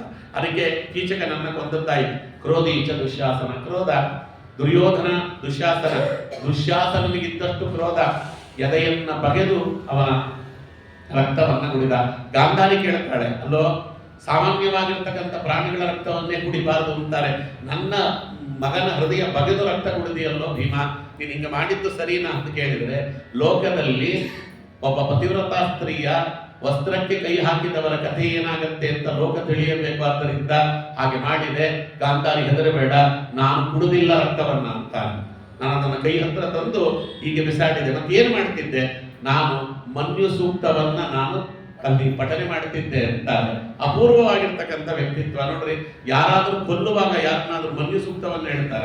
ಮನ್ಯು ಸೂಕ್ತವನ್ನ ಪಠನೆ ಮಾಡಿಕೊಂಡು ತನ್ನ ವೈರಿಗಳನ್ನ ಕೊಂದಂತಹ ಮಹಾನುಭಾವ ಭೀಮಸೇನದೇವರು. ಇಬ್ಬರನ್ನ ಕೊಂದದ್ದು, ಒಬ್ಬ ದುಶ್ಯಾಸನ, ಅವನನ್ನ ಕೊಲ್ಲುವಾಗ ಮನ್ಯು ಸೂಕ್ತ. ಅದಕ್ಕೆ ಮನ್ಯು ಸೂಕ್ತ ಸ್ಕೇತತೆ ದಿನೇ ಮುನಿ ದೇವೇಶು ಪ್ರಾಪ್ತತ್ವೇಪಿ ಇತಃ ಪೂರ್ವಂ ನರೇಶು ಪ್ರವೃತ್ಯಾಭಾವಾತ್ ಭೀಮಾನ್ ಅದೀತಸ್ಯ ಜ್ಞಾತಸ್ಯಾಪಿ ತತ್ಪೂರ್ವಂ ಅನುಚಾರಿತಸ್ಯ ತದಾನಿಂ ಉಚ್ಚಾರಣೇನ ದರ್ಶತೆ ಇತ್ಯರ್ಥಃ. ಸ್ವ ಆಪೇ ಅಸ್ಯಾಪಿ ಸುರಾವತ್ ಪೌಮ್ಯತ್ವಾಂ ಸಂಭಾವಯತಿ ಅತ ಏವೋಕ್ತಂ ಯದ್ ಘ್ರಾಣಭಕ್ಷೋ ವಿಹಿತಃ ಸುರಾಣಂ ಇತಿ ಜ್ಞೇಯಂ ಅಂತ ತಾಮ್ರಪರ್ಣಿ ಆಚಾರ್ಯರು ಇದಕ್ಕೊಂದು ವ್ಯಾಖ್ಯಾನ ಬರೆಯುತ್ತಾರೆ. ಅಲ್ಲಿವರೆಗೆ ದೇವಲೋಕದಲ್ಲಿ ಮಾತ್ರ ಮನ್ಯು ಸೂಕ್ತ ಇತ್ತು. ಭೀಮಸೇನ ದೇವರು ಅದಕ್ಕೆ ಅದನ್ನು ಉಚ್ಚಾರ ಮಾಡಿರಲಿಲ್ಲ, ಭೂಲೋಕದಲ್ಲಿ ಇರಲಿಲ್ಲ. ಭೀಮಸೇನ ದೇವರು ಆವಾಗ ರಕ್ತಪಾನ ಮಾಡಿದಂತೆ ನಾಟಕ ಮಾಡುವ ಉಚ್ಚಾರಣೆ ಮಾಡಿದ್ರು. ಅವತ್ತಿನಿಂದ ಮನ್ಯು ಸೂಕ್ತ ಲೋಕದಲ್ಲಿ ಬಂದು ಯಸ್ತೆ ಮನ್ಯುಂ ಇತಿ ಸಪ್ತರ್ಚಸ್ಯ ಸೂಕ್ತಸ್ಯ ತಾಪಸೋ ಮನ್ಯು ತ್ರಿಷ್ಟು ಆದ್ಯಾ ಜಗತಿ ಮನ್ಯು ಸೂಕ್ತ ಮಂತ್ರ ಪಠನೆ ವಿನಿಯೋಗ ಅಂತ ಅವತ್ತು ನೋಡಿ. ಒಂದು ದುಶ್ಯಾಸನನನ್ನು ಸಂಹಾರ ಮಾಡಿ ದುಶ್ಯಾಸನ ರಕ್ತವನ್ನ ಕುಡಿಯುವಂತೆ ನಟನೆ ಮಾಡುತ್ತಾ ಮನ್ಯು ಸೂಕ್ತವನ್ನ ಕಂಡರು. ದುರ್ಯೋಧನನ್ನ ಕೊಂದು ದುರ್ಯೋಧನನ ತೊಡೆಯನ್ನು ಮುರಿಯುವಂತ ನೆಪ ಮಾಡಿಕೊಂಡು ವೃಷಭ ಸೂಕ್ತವನ್ನ ಕಾಣ್ತಾರೆ. ಅಲ್ಲಿವರೆಗೂ ವೃಷಭ ಸೂಕ್ತ ಇರಲಿಲ್ಲ. ಭೀಮಸೇನ ದೇವರು ಎರಡು ಅಪೂರ್ವವಾಗಿರ್ತಕ್ಕಂಥ ಸೂಕ್ತಗಳನ್ನು ಜಗತ್ತಿಗೆ ಕೊಟ್ಟರು. ಋಷಭಂ ಇತಿ ಪಂಚರ್ಚಸ್ಯ ಸೂಕ್ತಸ್ಯ ವೈರಾಜ ಋಷಭಃ ಸಪ್ನಃ ಅನುಷ್ಟಪ್ ಛಂದಃ ಖಂತ್ಯ ಮಹಾಪಂಕ್ತಿ ಋಷಭ ಸೂಕ್ತ ಮಂತ್ರ ಪಠನೆ ವಿನಿಯೋಗ. ಋಷಭ ಸೂಕ್ತಕ್ಕೂ ನಿಮ್ಮ ಸಂಘಕ್ಕೂ ತುಂಬಾ ಅನ್ಯೋನ್ಯವಾದ ಬಂಧ ಇದೆ. ವೃಷಭ ಅಂದ್ರೆ ಭಗವಂತನ ರೂಪ. ವೃಷಭ ಎರಡು ರೂಪ ಇದೆ, ಒಂದು ಭಗವಂತನದೊಂದು ರೂಪ, ವಾಯುದೇವರದೊಂದು ರೂಪ, ಎರಡು ಇದೆ. ವೃಷಂ ಧರ್ಮಂ ಭಾತಿ ಅಂತ ಅಲ್ಲಿ ವಿಜಯಧ್ವಜ ತೀರ್ಥರು ಅರ್ಥ ಬರೀತಾರೆ. ವೃಷಭ ಅನ್ನುವುದೇ ಬಸವ ಆಗಿದ್ದು ಲೋಕದಲ್ಲಿ. ಅದಕ್ಕೆ ನಿಮ್ದು ಬಸವೇಶ್ವರ ನಗರ ಅಂದ್ರೆ ವಾಯುದೇವರ ನಗರ ಅಂತ ಅರ್ಥ. ನಿಮ್ದೇನು ಬಸವೇಶ್ವರ ನಗರ ಭಕ್ತಸಂಘ ಇದೆಯಲ್ಲ, ಇದು ವೃಷಭನಾಮಕನಾದ ವಾಯುದೇವರು ಯಾವುದರಿಂದ ವೃಷಭನಾಮಕನಾದ ಭಗವಂತನ ಸೇವೆ ಮಾಡಿದ್ರು ಅಂತಹ ನಗರದಲ್ಲಿ ನೀವಿದ್ದೀರಿ. ಆದ್ದರಿಂದ ವೃಷಭಂ ಸಮಾನಾನಾಂ ಸಪತ್ನಾನಾಂ ವಿಶಾಸ ಹಿಮ್ಮಾಂ ಹಂತಾರಂ ಶತ್ರುಗೋಣಾಂ ಕೃತಿ ವಿರಾಜಂ ಗೋಪತಿಂ ಗವಾಂ. ವಾದಿರಾಜರು ವೃಷಭ ಸೂಕ್ತಕ್ಕೆ ಅಪೂರ್ವವಾದ ಅರ್ಥವನ್ನು ತಿಳಿಸಿ ಹೇಳುತ್ತಾರೆ. ಯಾವತ್ತಾದ್ರೂ ಇನ್ನೊಮ್ಮೆ ಭಗವಂತ ಅನುಕೂಲ ಮಾಡಿಕೊಟ್ಟಾಗ ನೋಡೋಣ. ಬಹಳ ವಿಸ್ತೃತವಾಗಿರ್ತಕ್ಕಂಥ ಅರ್ಥ ಇದೊಂದು. ಎರಡು ಲೋಕದಲ್ಲಿ ನೋಡಿ, ವೈರತ್ವವನ್ನು ಸಾಧಿಸುವಾಗಲೂ ಕೂಡ ದೈವತ್ವವನ್ನ ಬಿಡದೆ ವೈರತ್ವವನ್ನ ಸಾಧಿಸಬೇಕು ಅಂತ ಜಗತ್ತಿಗೆ ತೋರಿಸಿಕೊಟ್ಟವರು ಭೀಮಸೇನರು. ನಮಗೆ ವೈರತ್ವ ಬಂದಾಗ ಎಲ್ಲ ಮರ್ತೋಗ್ಬಿಡ್ತೇವಲ್ವಾ, ಯಾರನ್ನ ಎಲ್ಲವೂ ಅಷ್ಟೇ.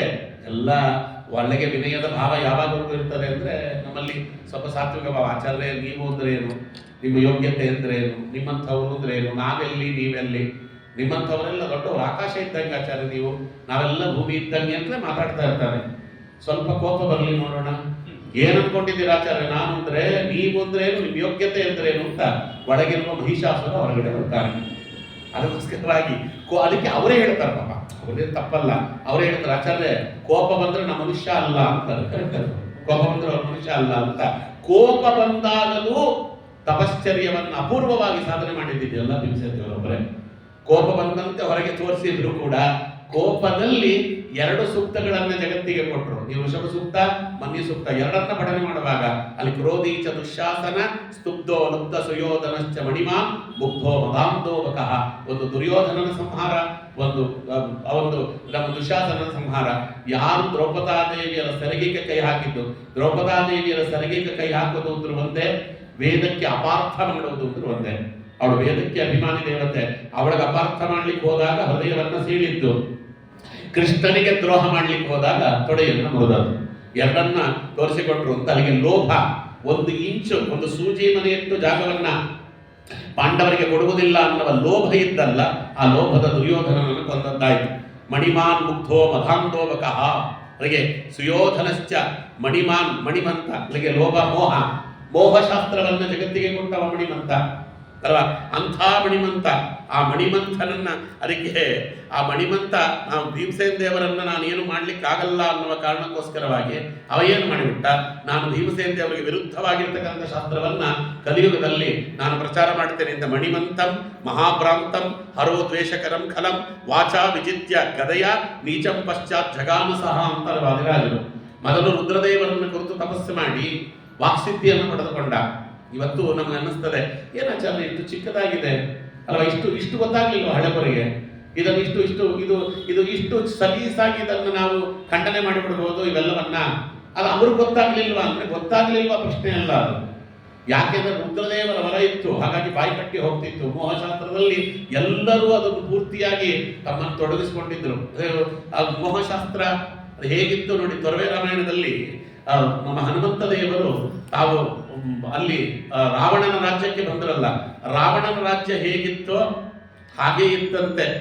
ಏನು ಅಂತ ಕೇಳಿದ್ರೆ, ರಾವಣನ ರಾಜ್ಯ ಹೇಗಿತ್ತೋ ಹಾಗೇ ಇತ್ತು ಏನು, ನಮ್ಮ ಆಚಾರ್ಯರ ಅವತಾರ ಮಾಡಿ ಬರುವುದಕ್ಕಿಂತ ಮುಂಚೆ ನಮ್ಮ ಈ ಭಾರತ ಭೂಮಿ ಹಾಗೇ ಇತ್ತು ಅಂತ ಹೇಳ್ತಾರೆ. ಅವ್ ಹೆಂಗೆ ಅಲ್ಲಿ ನೋಡ್ರಿ, ಸದನದಲ್ಲಿ ಅಗ್ನಿ, ವದನದಲ್ಲಿ 4 ವೇದ, ಪದ ಪದಿಗೆ ಗೈವರು ವಿಪ್ರವದೇನು ವಧಾ. ಅಲ್ಲಿ ಮಧ್ವವಿಜಯದಲ್ಲಿ ಹೇಳುವಾಗ, ವಿಜ್ಞಾನ ಭಾನುಮತಿ ಕಾಲ ಬಲೇನ ಲೀನೆ ದುರ್ಭಾಷ್ಯ ಸಂತತಮ ಸಂತತಿತೋ ಜನೇಂದ್ರೇ ಮಾರ್ಗಾತ್ ಸತಾಂ ಸ್ಖಲತಿ ಖಿನ್ನ ಹೃದೋ ಮುಕುಂದಂ ದೇವಾಶ್ಚತುರ್ಮುಖ ಮುಖಾಹ ಶರಣಂ ಪ್ರಜಗ್ಮು. ಎಲ್ಲ ನೋಡ್ರೆ ಹೆಂಗಿತ್ತು ರಾವಣನ ರಾಜ್ಯ. ಸದನದಲ್ಲಿ ಅಗ್ನಿ, ವದನದಲ್ಲಿ 4 ವೇದ. ಮನೆಯಲ್ಲಿ ಅಗ್ನಿ ಇತ್ತಂತೆ, ರಾವಣನ ರಾಜ್ಯದಲ್ಲಿ ಅಗ್ನಿ ಉಪಾಸನೆ ಮಾಡೋರಿದ್ರು. ಬಾಯಲ್ಲಿ 4 ವೇದ ಹೇಳ್ತಾ ಇದ್ರು. ಆದ್ರೆ ಪದ ಪದಿಗೆ ಕೈವರು ವಿಪ್ರವದೇನು ವಧಾ. ಆದ್ರೆ ಮಾತಿಗೆ ಬ್ರಾಹ್ಮಣರನ್ನು ಕೊಲ್ತಿದ್ರು, ಗೋವನ್ನ ಕೊಲ್ತಿದ್ರು. ಹೇಳ್ತಿದ್ದು 4 ವೇದ, ಮನೆಯಲ್ಲಿದ್ದದ್ದು ಅಗ್ನಿ ಉಪಾಸನೆ, ಬ್ರಾಹ್ಮಣರನ್ನ ಕೊಲ್ಲೋದು ಮತ್ತೆ ಗೋವನ್ನ ಕೊಲ್ಲೋದು, ಇದು ಅವರ ಕೆಲಸ ಅಲ್ವಾ. ಮುಖದಿ ಶ್ರುತಿ ಪದ್ಯ ತರ್ಕ ಗದ್ಯ, ಏನು ಶ್ರುತಿ ಪದ್ಯ ತರ್ಕ ಗದ್ಯ ಎಲ್ಲ ಇದೆ. ವಿಕಲ ಮತಿಗಳ ಭಕ್ಷ್ಯ ಫಲ ರಕ್ತ ಮದ್ಯ, ಅದ ತಿಂತಿದ್ದು ಮಾತ್ರ ರಕ್ತ ಮಾಂಸ ಮದ್ಯ. ಅದು ಹೇಳ್ತಿರೋದು ಗದ್ಯ ತರ್ಕ ಎಲ್ಲವೂ ಹೇಳ್ತಿದ್ದಾರೆ. ಕರದಿ ಅಲ್ವಾ, ಕರದಿ ರುದ್ರಾಕ್ಷಿ ಜಪ ತಾರಕ್ಷದಲ್ಲಿ ರುದ್ರಾಕ್ಷಿ ಮಣಿ ಇಟ್ಕೊಂಡಿದ್ದಾರಂತೆ. ಅವ್ರ ಬಾಯಲ್ಲಿ ಓಂ ನಮಃ ಶಿವಾಯ ಅಂತ ಹೇಳ್ತಿದ್ದಾರೆ. ಆದ್ರೆ ನಿರಂತರ ಚಾರಚಾರಿಣಿಯರ ವಾರ್ತೆ ವದನದಲ್ಲಿ ಮಾತಾಡಬಾರದವರ ಜೊತೆಯಲ್ಲಿ ಮಾತಾಡ್ತಿದ್ದಾರೆ, ಮಾತಾಡಬಾರದ ವಿಚಾರ ಮಾತಾಡ್ತಿದ್ದಾರೆ. ಹೇಳ್ತಿರೋದು ಮಾತ್ರ ಓಂ ನಮಃ ಶಿವಾಯ ಅಂತ ರುದ್ರದೇವರ ಸ್ಮರಣೆ ಮಾಡ್ತಿದ್ದಾರೆ. ಅಲ್ಲೊಬ್ಬ ಉಪನ್ಯಾಸ ಮಾಡುವವರು ಇದ್ದಂತೆ, ದುರ್ಗನ ಕವಿಗಳು ಹೇಳ್ತಾರೆ. ಅಲ್ಲಿ ಉಪನ್ಯಾಸ ಮಾಡ್ತಿದ್ದಂತೆ ಇದೇ ರೀತಿಯಲ್ಲಿ ಸದಾ ಉನ್ಮತ್ತ ನವ ಮಧ್ಯಪಾನಿ. ನಾವಿಲ್ಲಿ ಗಟ್ಟೆ ಇಟ್ಕೊಂಡಿದ್ದೇವೆ, ಅವ ಹೆಂಡ ಇಟ್ಕೊಂಡು ಉಪನ್ಯಾಸ ಮಾಡ್ತಿದ್ದಂತೆ. ಅವಾಗ ಹೆಂಡ ಕುಡ್ಕೊಂಡು ಉಪನ್ಯಾಸ ಮಾಡ್ತಿದ್ದ. ಏನು ಉಪನ್ಯಾಸ ಮಾಡ್ತಿದ್ದ ಅಂದ್ರೆ, ಗರ್ವದಿನ್ ಬ್ರಹ್ಮನಾನೆನ್ನುವ ಬ್ರಹ್ಮಜ್ಞಾನಿ ಇರ್ತಾರೆ, ನಾನೇ ದೇವರು ಅಂತ ಉಪಾಸನೆ ಮಾಡ್ತಿದ್ದ. ಈ ಪರಿಸ್ಥಿತಿ ಇತ್ತು ಲಂಕೆಯಲ್ಲಿ. ಹನುಮಂತ ದೇವರು ಅಲ್ಲಿ ಹೋಗಿ ನೋಡಿದ್ರಲ್ಲ, ಆ ಪರಿಸ್ಥಿತಿ ಇತ್ತು. ಅದಕ್ಕೆ ಏನೂ ಭಿನ್ನವಿಲ್ಲದಂತ ಪರಿಸ್ಥಿತಿ ಆಚಾರ್ಯರ ಅವತಾರ ಮಾಡುವ ಕಾಲಕ್ಕಿತ್ತಲ್ಲ. ಅಲ್ಲ, ಆಚಾರ್ಯ ಅವತಾರ ಮಾಡುವ ಕಾಲಕ್ಕೆ ಈ ಪರಿಸ್ಥಿತಿ ಇತ್ತು. ಯಾರು ಏನು ಮಾಡಬೇಕು ಅಂತ ಗೊತ್ತಿಲ್ಲ. ಎಲ್ಲರಿಗೂ ಸುಮಾರು ಜನಕ್ಕೆ ಇದು ತಪ್ಪು ಅಂತ ಗೊತ್ತಿದೆ, ಸರಿಯಾದ ಯಾವುದು ಅಂತ ಗೊತ್ತಿಲ್ಲ. ಅಂತ ಸಂದರ್ಭ ರುದ್ರದೇವರ ವರ ಇದೆ. ಮಣಿಮಂತ ರುದ್ರದೇವರ ವರದಿಂದ ಬಂದವ. ಮುಗ್ಧೋ ಮಧಾಂಧೋಬಕಃ. ತಾನು ರಾಮದೇವರಿಗೆ ಹೆದರಿ ಗುಹೆಯಲ್ಲಿ ಪ್ರವೇಶ ಮಾಡಿ, ನಾನು ಮಾಂಧಾತ ಮೊದಲಾದ ಚಕ್ರವರ್ತಿಗಳಿಗೂ ಕೂಡ ಹೆದರಿದವನಲ್ಲ ಅಂತ ಬಕಾಸುರ ಮದದಿಂದ ಅಂಧನಾಗಿದ್ನಲ್ಲ, ಅವನನ್ನ ಕೊಂದವರು. ಅದಕ್ಕೆ ನಮ್ಮಲ್ಲಿ ಮದ ಇರ್ತದೆ, ದುರಹಂಕಾರ. ಅದು ಹೋಗಬೇಕಾದರೆ ಬಕಾಸುರನ್ನ ಕೊಂದಂತ ಭೀಮ ಅಂತ ನಾವು ಸ್ಮರಣೆ ಮಾಡಬೇಕಂತೆ. ನಮ್ಮಲ್ಲಿರುವ ಮೋಹ ಹೋಗಬೇಕಾದ್ರೆ ಮಣಿಮಂತನನ್ನ ಕೊಂದ ಭೀಮ ಅಂತ ಸ್ಮರಣೆ ಮಾಡ್ರಿ. ಅಂದ್ರೆ ಕೃಷ್ಣೇರ್ಷಾಭಿರತಶ್ಚ ಮಾಗತ ಪ್ರತಿ. ಕೃಷ್ಣನ ಮೇಲಿನ ದ್ವೇಷ, ಭಗವಂತನ ಮೇಲಿನ ದ್ವೇಷ ನಮ್ಮಲ್ಲಿ ಹೋಗಬೇಕಾದ್ರೆ ಜರಾಸಂಧನನ್ನ ಕೊಲ್ಲಿಸಿದಂತಹ ಕೃಷ್ಣ, ಜರಾಸಂಧನನ್ನ ಕೊಂದಂತ ಭೀಮ ಅಂತ ಅವೆರಡು ರೂಪವನ್ನ ಚೆನ್ನಾಗಿ ನಾವು ಚಿಂತನೆ ಮಾಡಬೇಕಂತೆ. ಜರಾಸಂಧ ಚೆನ್ನಾಗಿದೆ. ಜರಾಸಂಧ ಅಂದ್ರೆ ಯಾರು ಅನ್ಕೊಂಡ್ಬಿಡ್ಬೇಡ್ರಿ. ಜರೆ ಅಂದ್ರೆ ಮುಪ್ಪು ಅಂತ ಅರ್ಥ ಅಲ್ವಾ. ವಯಸ್ಸಾಗ್ತಾ ಆಗ್ತಾ ಇದ್ದಾಗೆ ಸಂಧಿಗಳಲ್ಲಿ ಜರೆ ಬರ್ತದೆ, ಅದೇ ಜರಾಸಂಧ ಅಂತೆ. ಕೂತ್ಕೊಂಡ್ರೆ ಹೇಳ್ಲಿಕ್ಕಾಗಲ್ಲ, ಎದ್ರೆ ಕುಡ್ಲಿಕ್ಕಾಗಲ್ಲ, ಮಲಗಲಿಕ್ಕಾಗಲ್ಲ, ನೋಡ್ಲಿಕ್ಕಾಗಲ್ಲ, ಅದೇ ಜರಾಸಂಧ. ಅದನ್ನ ನಾವಾಗ ಕೊಲ್ಲಬೇಕಲ್ಲ, ಅದು ಸೀಳಿ ಬಿಸಾಡಬೇಕಲ್ಲ. ನಿಲ್ಸಿದ ದೇವರ ಕೆಲಸವನ್ನು ಮಾಡ್ತಾರೆ. ಕೃಷ್ಣಾಂಶೇ ಅಭಿರತಶ್ಚ ಮಾಗದ ಪತೆ ಷಡ್ವೈ ವರ್ಗಾತ್ಸತ. ಈ 6 ಕಾಮಕ್ರೋಧ ಲೋಭ ಮೋಹ ಮದವತ್ಸರ ಇವಾರನ್ನ ನೀನು ಹೇಗೆ ಸಂಹಾರ ಮಾಡಿದ್ಯೋ ಮೂರ್ತಿವತ್ತಂತ ರೂಪದಲ್ಲಿದ್ದವರನ್ನ, ಹಾಗೆ ನನ್ನೊಳಗಿರುವಂತಹ ಈ 6 ಜನರನ್ನ ಸಂಹಾರ ಮಾಡಿ ಸತ್ವಂ ಭೀಮ ಗುಣಾಭಿರಾಮ ದಯೆಯ ದಾಸಂ ಭೀಮಾನುದ್ಧರ. ಇನ್ನೊಂದನ್ನು ನೋಡೋಣ. ನೋಡ್ರಿ, ಇದು ಅರಗಿನ ಮನೆಯಲ್ಲಿ ಅಲ್ಲಿದ್ದವರನ್ನೆಲ್ಲರನ್ನ ತಾವು ಹೊತ್ತು ಅರಗಿನ ಮನೆಗೆ ಬೆಂಕಿ ಕೊಟ್ಟು ಸುರಂಗ ಮಾರ್ಗದಲ್ಲಿ ಪ್ರವೇಶ ಮಾಡಿ ತಾವು ಅಲ್ಲಿಂದ ಬಂದು ವೇದವ್ಯಾಸ ದೇವರನ್ನು ದರ್ಶನ ಮಾಡಿದ್ರು. ಇದು ಹೇಳ್ತಾರೆ, ದಗ್ಧ್ವಾ ಪುರಿಂ ಯೋಗ ಬಲಾತ್ಸ ನಿರ್ಯಾನ್ ಧರ್ಮಾನ್ ನಿವಸ್ವಾಂ ಸಹಜಾಂತ ದಾನಃ ಅದಾರಿ ಭಾವೇನ ಜಗತ್ಸು ಪೂಜ್ಯೋ ಯೋಗೀವ ನಾರಾಯಣ ಮಾಸಸಾದ. ಮಧ್ವವಿಜಯದ ಇದು ಏನನ್ನ ತಿಳಿಸಿಕೊಡುತ್ತದೆ ಅಂತ ಹೇಳಿದ್ರೆ ಇದು ತಿಳಿಸಿಕೊಡುತ್ತೆ. ಅರಗಿನ ಮನೆ ಅಂದ್ರೆ ಈ ದೇಹ. ಸುಡಲಿಕ್ಕೆ ಅಂತ ಮಾಡಿದ ಮನೆ ಅರಗಿನ ಮನೆ, ಇದು ಸುಡಲಿಕ್ಕೆ ಅಂತ ಮಾಡಿದ ಮನೆಯೇ. ಇದು ದೇಹ ಅಂತ ಯಾಕೆ ಕರೀತಾರೆ ಹೇಳ್ರಿ? ಇದಕ್ಕೆ ದೇಹ ಅಂತ ಯಾಕೆ ಹೆಸರು ಗೊತ್ತಾ? ದಹನ ಯೋಗ್ಯತ್ವ ದೇಹ. ನೋಡಿ, ಇದೊಂದು ದೇಹ ಮಾತ್ರ ಸುಡಲಿಕ್ಕೆ ಯೋಗ್ಯವಾದದ್ದು. ಇನ್ಯಾವ ದೇಹವು ಸುಡಲಿಕ್ಕೆ ಯೋಗ್ಯ ಅಲ್ಲ. ಪ್ರಾಣಿಗಳ ದೇಹವನ್ನು ಯಾರು ಸುಡುವುದಿಲ್ಲ, ಸುಮ್ಮನೆ ಸುಡ್ಕೊಳ್ಬಹುದು. ಅದೇ ಸಂಸ್ಕಾರ ಅಂತ ಆಗುವುದು ಈ ದೇಹಕ್ಕೆ ಮಾತ್ರ. ಅದು ಆ ದಹನ ಸಂಸ್ಕಾರ ಅಂತ, ದಹನ ಯೋಗ್ಯತ್ವ ದೇಹ ಅಂತ ಒಂದು. ಎರಡನೇದು ಏನು ಗೊತ್ತಾ? ಇನ್ನೊಬ್ಬರು ನೋಡಿ ಹೊಟ್ಟೆ ಹುಡ್ಕೋದಂತೆ, ಅದಕ್ಕೆ ದೇಹ ಅಂತ ಹೆಸರು. ದಹ ನರಸಿಂಹ ಸಖ್ಯ ವೀರ್ಯ ಇದೊಂದು ಅಲ್ವಾ. ಇನ್ನೊಬ್ಬರು ಒಳ್ಳೇದಾದ್ರೂ ಸಹಿಸ್ಲಿಕ್ಕಾಗಲ್ವಂತೆ, ಉರಿತದೆ, ಅದಕ್ಕೆ ಇದಕ್ಕೆ ದೇಹ ಅಂತ ಹೆಸರು. ಮೂರನೇದು ವಾದಿರಾಜರು ಹೇಳ್ತಾರೆ, ದುಯಿದಾನೆ ಅಂತ ಧಾತು. ನಾವು ದಾನ ಮಾಡಿದ್ದು ದೇಹದ ಜೊತೆಯಲ್ಲಿ ಬರ್ತದಂತೆ, ಅದಕ್ಕೆ ದೇಹ ಅಂತ ಕರೀತಾರೆ. ಅದಕ್ಕೆ ಏನು ಹುತಂಚ ದತ್ತಂಚ ತಥೈವ ತಿಷ್ಠತಿ ಅಂತ ಹೇಳಿದ್ರಲ್ಲ, ನಾವೇನು ದಾನ ಮಾಡ್ತೇವೋ ಅದು ನಮ್ಮ ಹಿಂದೆ ಬರ್ತದೆ. ಈ ಶರೀರದಿಂದ ಮಾಡಿದ ದಾನ ನಮ್ಮ ಜೊತೆಯಲ್ಲಿ ಬರ್ತದಂತೆ, ಅದಕ್ಕೆ ದೇಹ ಅಂತ ಹೆಸರು ಅಲ್ವಾ. ಸುಡಲಿಕ್ಕೆ ಮಾಡಿರುವಂತ ದೇಹ ಇದು. ಇವತ್ತಲ್ಲ ನಾಳೆ ಇದು ಸುಟ್ಟೋಗ್ತದೆ. 8 ಗೇಣಿನ ದೇಹ, ರೋಮಗಳು 8 ಕೋಟಿಯೋ, ಕೀಲ್ಗಳ 68, ಮಾಂಸಗಳಿಂದ ಮಾಡಿದ ಮನೆ ಮಾಡಿ ನೆಂಟ ನೀನು ತಗಲಿದೊಡೆ ಒಣ ಹೆಂಟೆಯಲ್ಲಿ ಮುಚ್ಚುವರು. ದೇಹದಲ್ಲುಂಟೆ ಫಲಪುರುಷಾರ್ಥ ರಕ್ಷಿಸು ನಮ್ಮ ನನವರತ. ಅದಕ್ಕೆ ಆತ್ಮಬೋಧರೆ ದೇಹ ಅಗ್ನಿಹೋತ್ರನ ಪಾಲು, ಕಠಿಣ ಶಲ್ಯಗಳೆಲ್ಲ ಗಂಗೆ ಪಾಲು, ಮೇಲೆ ಹೊದ್ದಿಹ ವಸ್ತ್ರ ಜವನ ವಗಸನ ಪಾಲು, ಕೂತಿಟ್ಟ ಧನಧಾನ್ಯ ಧರಣಿ ಪಾಲು, ಮಗನು ಹಾಕುವ ಪಿಂಡ ಕಾಗೆಗಳ ಪಾಲು, ಅರಿಯ ಜೀವನ ಕಾಯ ಯಮನ ಪಾಲು, ತಾನು ಮಾಡಿದ ದಾನ ಧರ್ಮ ಎರಡಲ್ಲದೆ ಮತ್ಯಾವುದೋ ಹಿಂದೆ ಬಾರದೋ, ವರಕ್ಕಾಗಿ ನೆಲೆಯಾದಿ ಕೇಶವರಾಯ. ಕನಕದಾಸರ ಮಾತು. ಇವು ಎಲ್ಲಿ ತಗೊಂಡ್ರು ಅಲ್ಲಿಗೆ. ಅದರಿಂದ ಇದು ಸುಡಲಿಕ್ಕಾಗಿ ಮಾಡಿರುವಂತ ಮನೆ, ಇದೇ ಅರಗಿನ ಮನೆ. ಈ ಅರಗಿನ ಮನೆಯಲ್ಲಿ ಮುಖ್ಯ ಪ್ರಾಣದೇವರಿದ್ದಾರೆ ಒಳಗಡೆ ಅಲ್ವಾ. ನಾವು ಜೀವ ಇದ್ದಾನೆ, ಜೀವನ ಜೊತೆಯಲ್ಲಿ ಮುಖ್ಯ ಪ್ರಾಣದೇವರು ಅವನಿಗೆ ಬಿಂಬನಾಗಿ ಉತ್ತಮ ಪ್ರಾಣ ನಾಮಕನಾದ ಭಗವಂತ ಇದ್ದಾನೆ. ನೋಡಿ, ಅವರು ಯಾರನ್ನ ಎತ್ತುಕೊಡ್ತಾರೆ ಇಲ್ಲಿ ನೋಡೋದಕ್ಕೆ. ಒಳಗೆ ಸುರಂಗ ಮಾರ್ಗ ಅಂದ್ರೆ ಬ್ರಹ್ಮನಾಡಿ ಅಂತ ಅರ್ಥ. ದೇಹದಲ್ಲಿರುವ ಸುರಂಗ ಮಾರ್ಗ ಅರಗಿನ ಮನೆಯಲ್ಲಿದ್ದದ್ದು ಬ್ರಹ್ಮನಾಡಿ. ನ್ಯಾಸ ದೇವ ನಿರಂಕುಶೇಶ್ವರ ದಯಾ ನಿರ್ಲೋನ ಮಾಯಾನ್ವಯ ಆಪ್ತಾನುಗ್ರಹ ರಕ್ತಮಧ್ಯದ ಮಣಿದ್ವಾರ ಬಹಿರ್ನಿರ್ಗತ. ಬ್ರಹ್ಮನಾಡಿಯನ್ನ ಭೇದಿಸಿಕೊಂಡು ಹೋಗುವುದೇ ಸುರಂಗ ಮಾರ್ಗ. ಯೋಗಿಯಾದವನು ಹೇಗೆ ಬಿಡ್ತಾರಂತೆ ಶರೀರವನ್ನು ಗೊತ್ತಾ? ಯೋಗಿಯಾದವ ತಾನು ಸುರಂಗ ಮಾರ್ಗದಲ್ಲಿ ಅಂದ್ರೆ ಬ್ರಹ್ಮನಾಡಿಯ ಮುಖೇನವಾಗಿ ಶರೀರವನ್ನು ಬಿಡ್ತಾನಂತೆ. ಯೋಗ ಮಾರ್ಗದಿಂದ ತಾನು ತನ್ನ ಯೋಗ ಬಲದಿಂದ ಶರೀರವನ್ನ ತಾನೇ ದಹನ ಮಾಡುತ್ತಾ ಬಿಡ್ತಾನೆ. ಹೋಗುವಾಗ ಯಾರ್ಯಾರನ್ನ ಎತ್ಕೊಳ್ತಾನೆ ನೋಡ್ರಿ. ಅವನು ಅರ್ಜುನನನ್ನ ಎತ್ಕೊಂಡ. ಅರ್ಜುನ ಅಂದ್ರೆ ಯಾರು? ಶ್ರವಣ ಮನನ ನಿಧಿಧ್ಯಾಸನ 3ಕ್ಕೆ ಅಭಿಮಾನಿ ದೇವತೆ. ಅರ್ಜುನ ಅಂದ್ರೆ ಶ್ರವಣ ಮನನ ಧ್ಯಾನ. ಅರ್ಜುನ ಕೇಳಿದಷ್ಟು ಯಾರು ಕೇಳಲಿಲ್ಲ. ಭಗವದ್ಗೀತೆಯನ್ನು ಕೇಳಿದ, ಅಣುಗೀತೆಯನ್ನು ಕೇಳಿದ. ಕೃಷ್ಣನ ಬಳಿಯಲ್ಲಿ ಬಹಳ ಉಪದೇಶಗಳನ್ನು ಕೇಳಿದ್ದಾನೆ. ಕೇಳಿದ್ದಷ್ಟೇ ಅಲ್ಲ, ಮನನ ಮಾಡಿದ್ದಾನೆ. ಮನನ ಮಾಡಿದ್ದಷ್ಟೇ ಅಲ್ಲ, ನಿಧಿಧ್ಯಾಸನ ಅದರಂತ ನಡ್ಕೊಂಡಿದ್ದಾನೆ. ಶ್ರವಣ ಮನನ ನಿಧಿಧ್ಯಾಸನಕ್ಕೆ ಅವ ಅರ್ಜುನ. ಅದಕ್ಕೆ ನಾವೇನು ಕೇಳುತ್ತೇವೆ, ನಾವೇನನ್ನ ಅನುಭವಿಸ್ತೇವೆ, ನಾವೇನನ್ನ ಧಾರಣೆ ಮಾಡುತ್ತೇವೆ, ಏನನ್ನ ಆಚರಣೆ ಮಾಡ್ತೇವೆ, ಅದನ್ನ ಎತ್ಕೊಡ್ತಾರಂತೆ ಮುಖ್ಯ ಪ್ರಾಣದೇವರು. ಅದ್ರ ಜೊತೆಗೆ ಅಲ್ಲಿ ನಕುಲ ಮತ್ತೆ ಸಹದೇವ, ವಿನಯ ಮತ್ತೆ ಶೀಲ. ನಕುಲ ವಿನಯಕ್ಕೆ ಅಭಿಮಾನಿ, ಶೀಲಕ್ಕೆ ಸಹದೇವ ಅಭಿಮಾನಿ. ಅಲ್ಲಿಗೆ ನಮ್ಮಲ್ಲಿರುವಂಥ ವಿನಯ, ದೊಡ್ಡವರ ಮುಂದೆ ನಾವು ನಡೆದುಕೊಳ್ಳುವಂಥ ರೀತಿ, ಅದು ವಿನಯ. ನಮ್ಮ ಶೀಲ, ನಮ್ಮ ಕ್ಯಾರೆಕ್ಟರ್ ಅನ್ನು ಹೇಗೆ ಕಾಪಾಡಿಕೊಂಡಿರ್ತೇವೆ ಅದೆರಡು. ಧರ್ಮರಾಜ, ಧರ್ಮಕ್ಕೆ ಪರ್ಸಾನಿಫಿಕೇಶನ್ ಅವ. ನಾವು ಮಾಡಿರ್ತಕ್ಕಂಥ ಧರ್ಮ. ಇವೆಲ್ಲದಕ್ಕೂ ಕೂಡ ಹೆಚ್ಚು ಏನು ಅಂದ್ರೆ, ಕುಂತಿಯನ್ನ ತಲೆಯ ಮೇಲೆ ಹೊತ್ತುಕೊಂಡ ಕುಂತಿ ಧೈರ್ಯಕ್ಕೆ ಅಭಿಮಾನಿ ದೇವತೆ. ಸ್ಯುಹು ಅಂತಾರೆ, ಏನು ಮಾಡಿದರೂ ಕೂಡ ನಾನು ಧರ್ಮ ಮಾರ್ಗದಿಂದ ಬಿಟ್ಟು ಕದಲುವುದಿಲ್ಲ ಅನ್ನುವಂಥ ಸ್ಥೈರ್ಯ ಇದೆಯಲ್ಲ, ಅದು ಕುಂತಿದ್ದೇವೆ. ಅಲ್ಲಿಗೆ ಇಷ್ಟನ್ನ ತಲೆಯ ಮೇಲೆ ಎತ್ತುಕೊಂಡು ಯೋಗ ಮಾರ್ಗದಿಂದ ಯೋಗಿಯಾದವ ಬ್ರಹ್ಮಾನಂದವನ್ನು ಹೇಗೆ ಭೇದಿಸಿಕೊಂಡು ಹೋಗ್ತಾನೋ ಹಾಗೆ ಹೋಗಿ ಅವರು ಕಂಡದ್ಯಾರು? ವೇದವ್ಯಾಸ ದೇವರು ನಮಸ್ಕಾರ ಮಾಡಿದ್ರು, ಎಲ್ಲರನ್ನ ಅವರ ಪಾದಕ್ಕೆ ಹಾಕಿ. ಹಾಗೆ ಇದನ್ನೇ ನಮ್ಮ ರಾಘವೇಂದ್ರ ಸ್ವಾಮಿಗಳು ನಮ್ಮನ್ನೆಲ್ಲ ಹೊತ್ತುಕೊಂಡೋಗಿ ಭಗವಂತನ ಮುಂದೆ ಹಾಕಿ, ವಾಯುದೇವರು ದೀನಂ ದೂನಂ ಅನಾಥಂ ಶರಣಾಗತಂ ಮುಗುದ್ದರ, ಇವನೊಬ್ಬ ದೀನನಾಗಿದ್ದಾನೆ, ತುಂಬಾ ಜನ್ಮಗಳಲ್ಲಿ ಬಹಳ ಕಷ್ಟಪಟ್ಟಿದ್ದಾನೆ, ನಿನ್ನ ಭಕ್ತನಾಗಿದ್ದಾನೆ, ಇವನನ್ನು ಉದ್ಧಾರ ಮಾಡು ಪ್ರಭು ಅಂದ್ರೆ ಉದ್ಧಾರ ಮಾಡಿಬಿಡ್ತಾನೆ ಸ್ವಾಮಿ. ಇನ್ಯಾರು ಹೇಳಿದ್ರು ಉದ್ಧಾರ ಮಾಡುವುದಿಲ್ಲ, ಅವ ಹೇಳಿದ್ರು ಉದ್ಧಾರ ಮಾಡಿಬಿಡ್ತಾನೆ. ಇದು ಭೀಮಸೇನ ದೇವರು ನಮಗೆ ಕಲಿಸಿಕೊಡುವಂತ ಅಪೂರ್ವವಾದ ಪಾಠ. ಇನ್ನೊಂದು ಕೊನೆಯನ್ನು ಹೇಳಿಬಿಡ್ತೇನೆ, ಸಮರ್ಪಣಾ ವೈಭವ.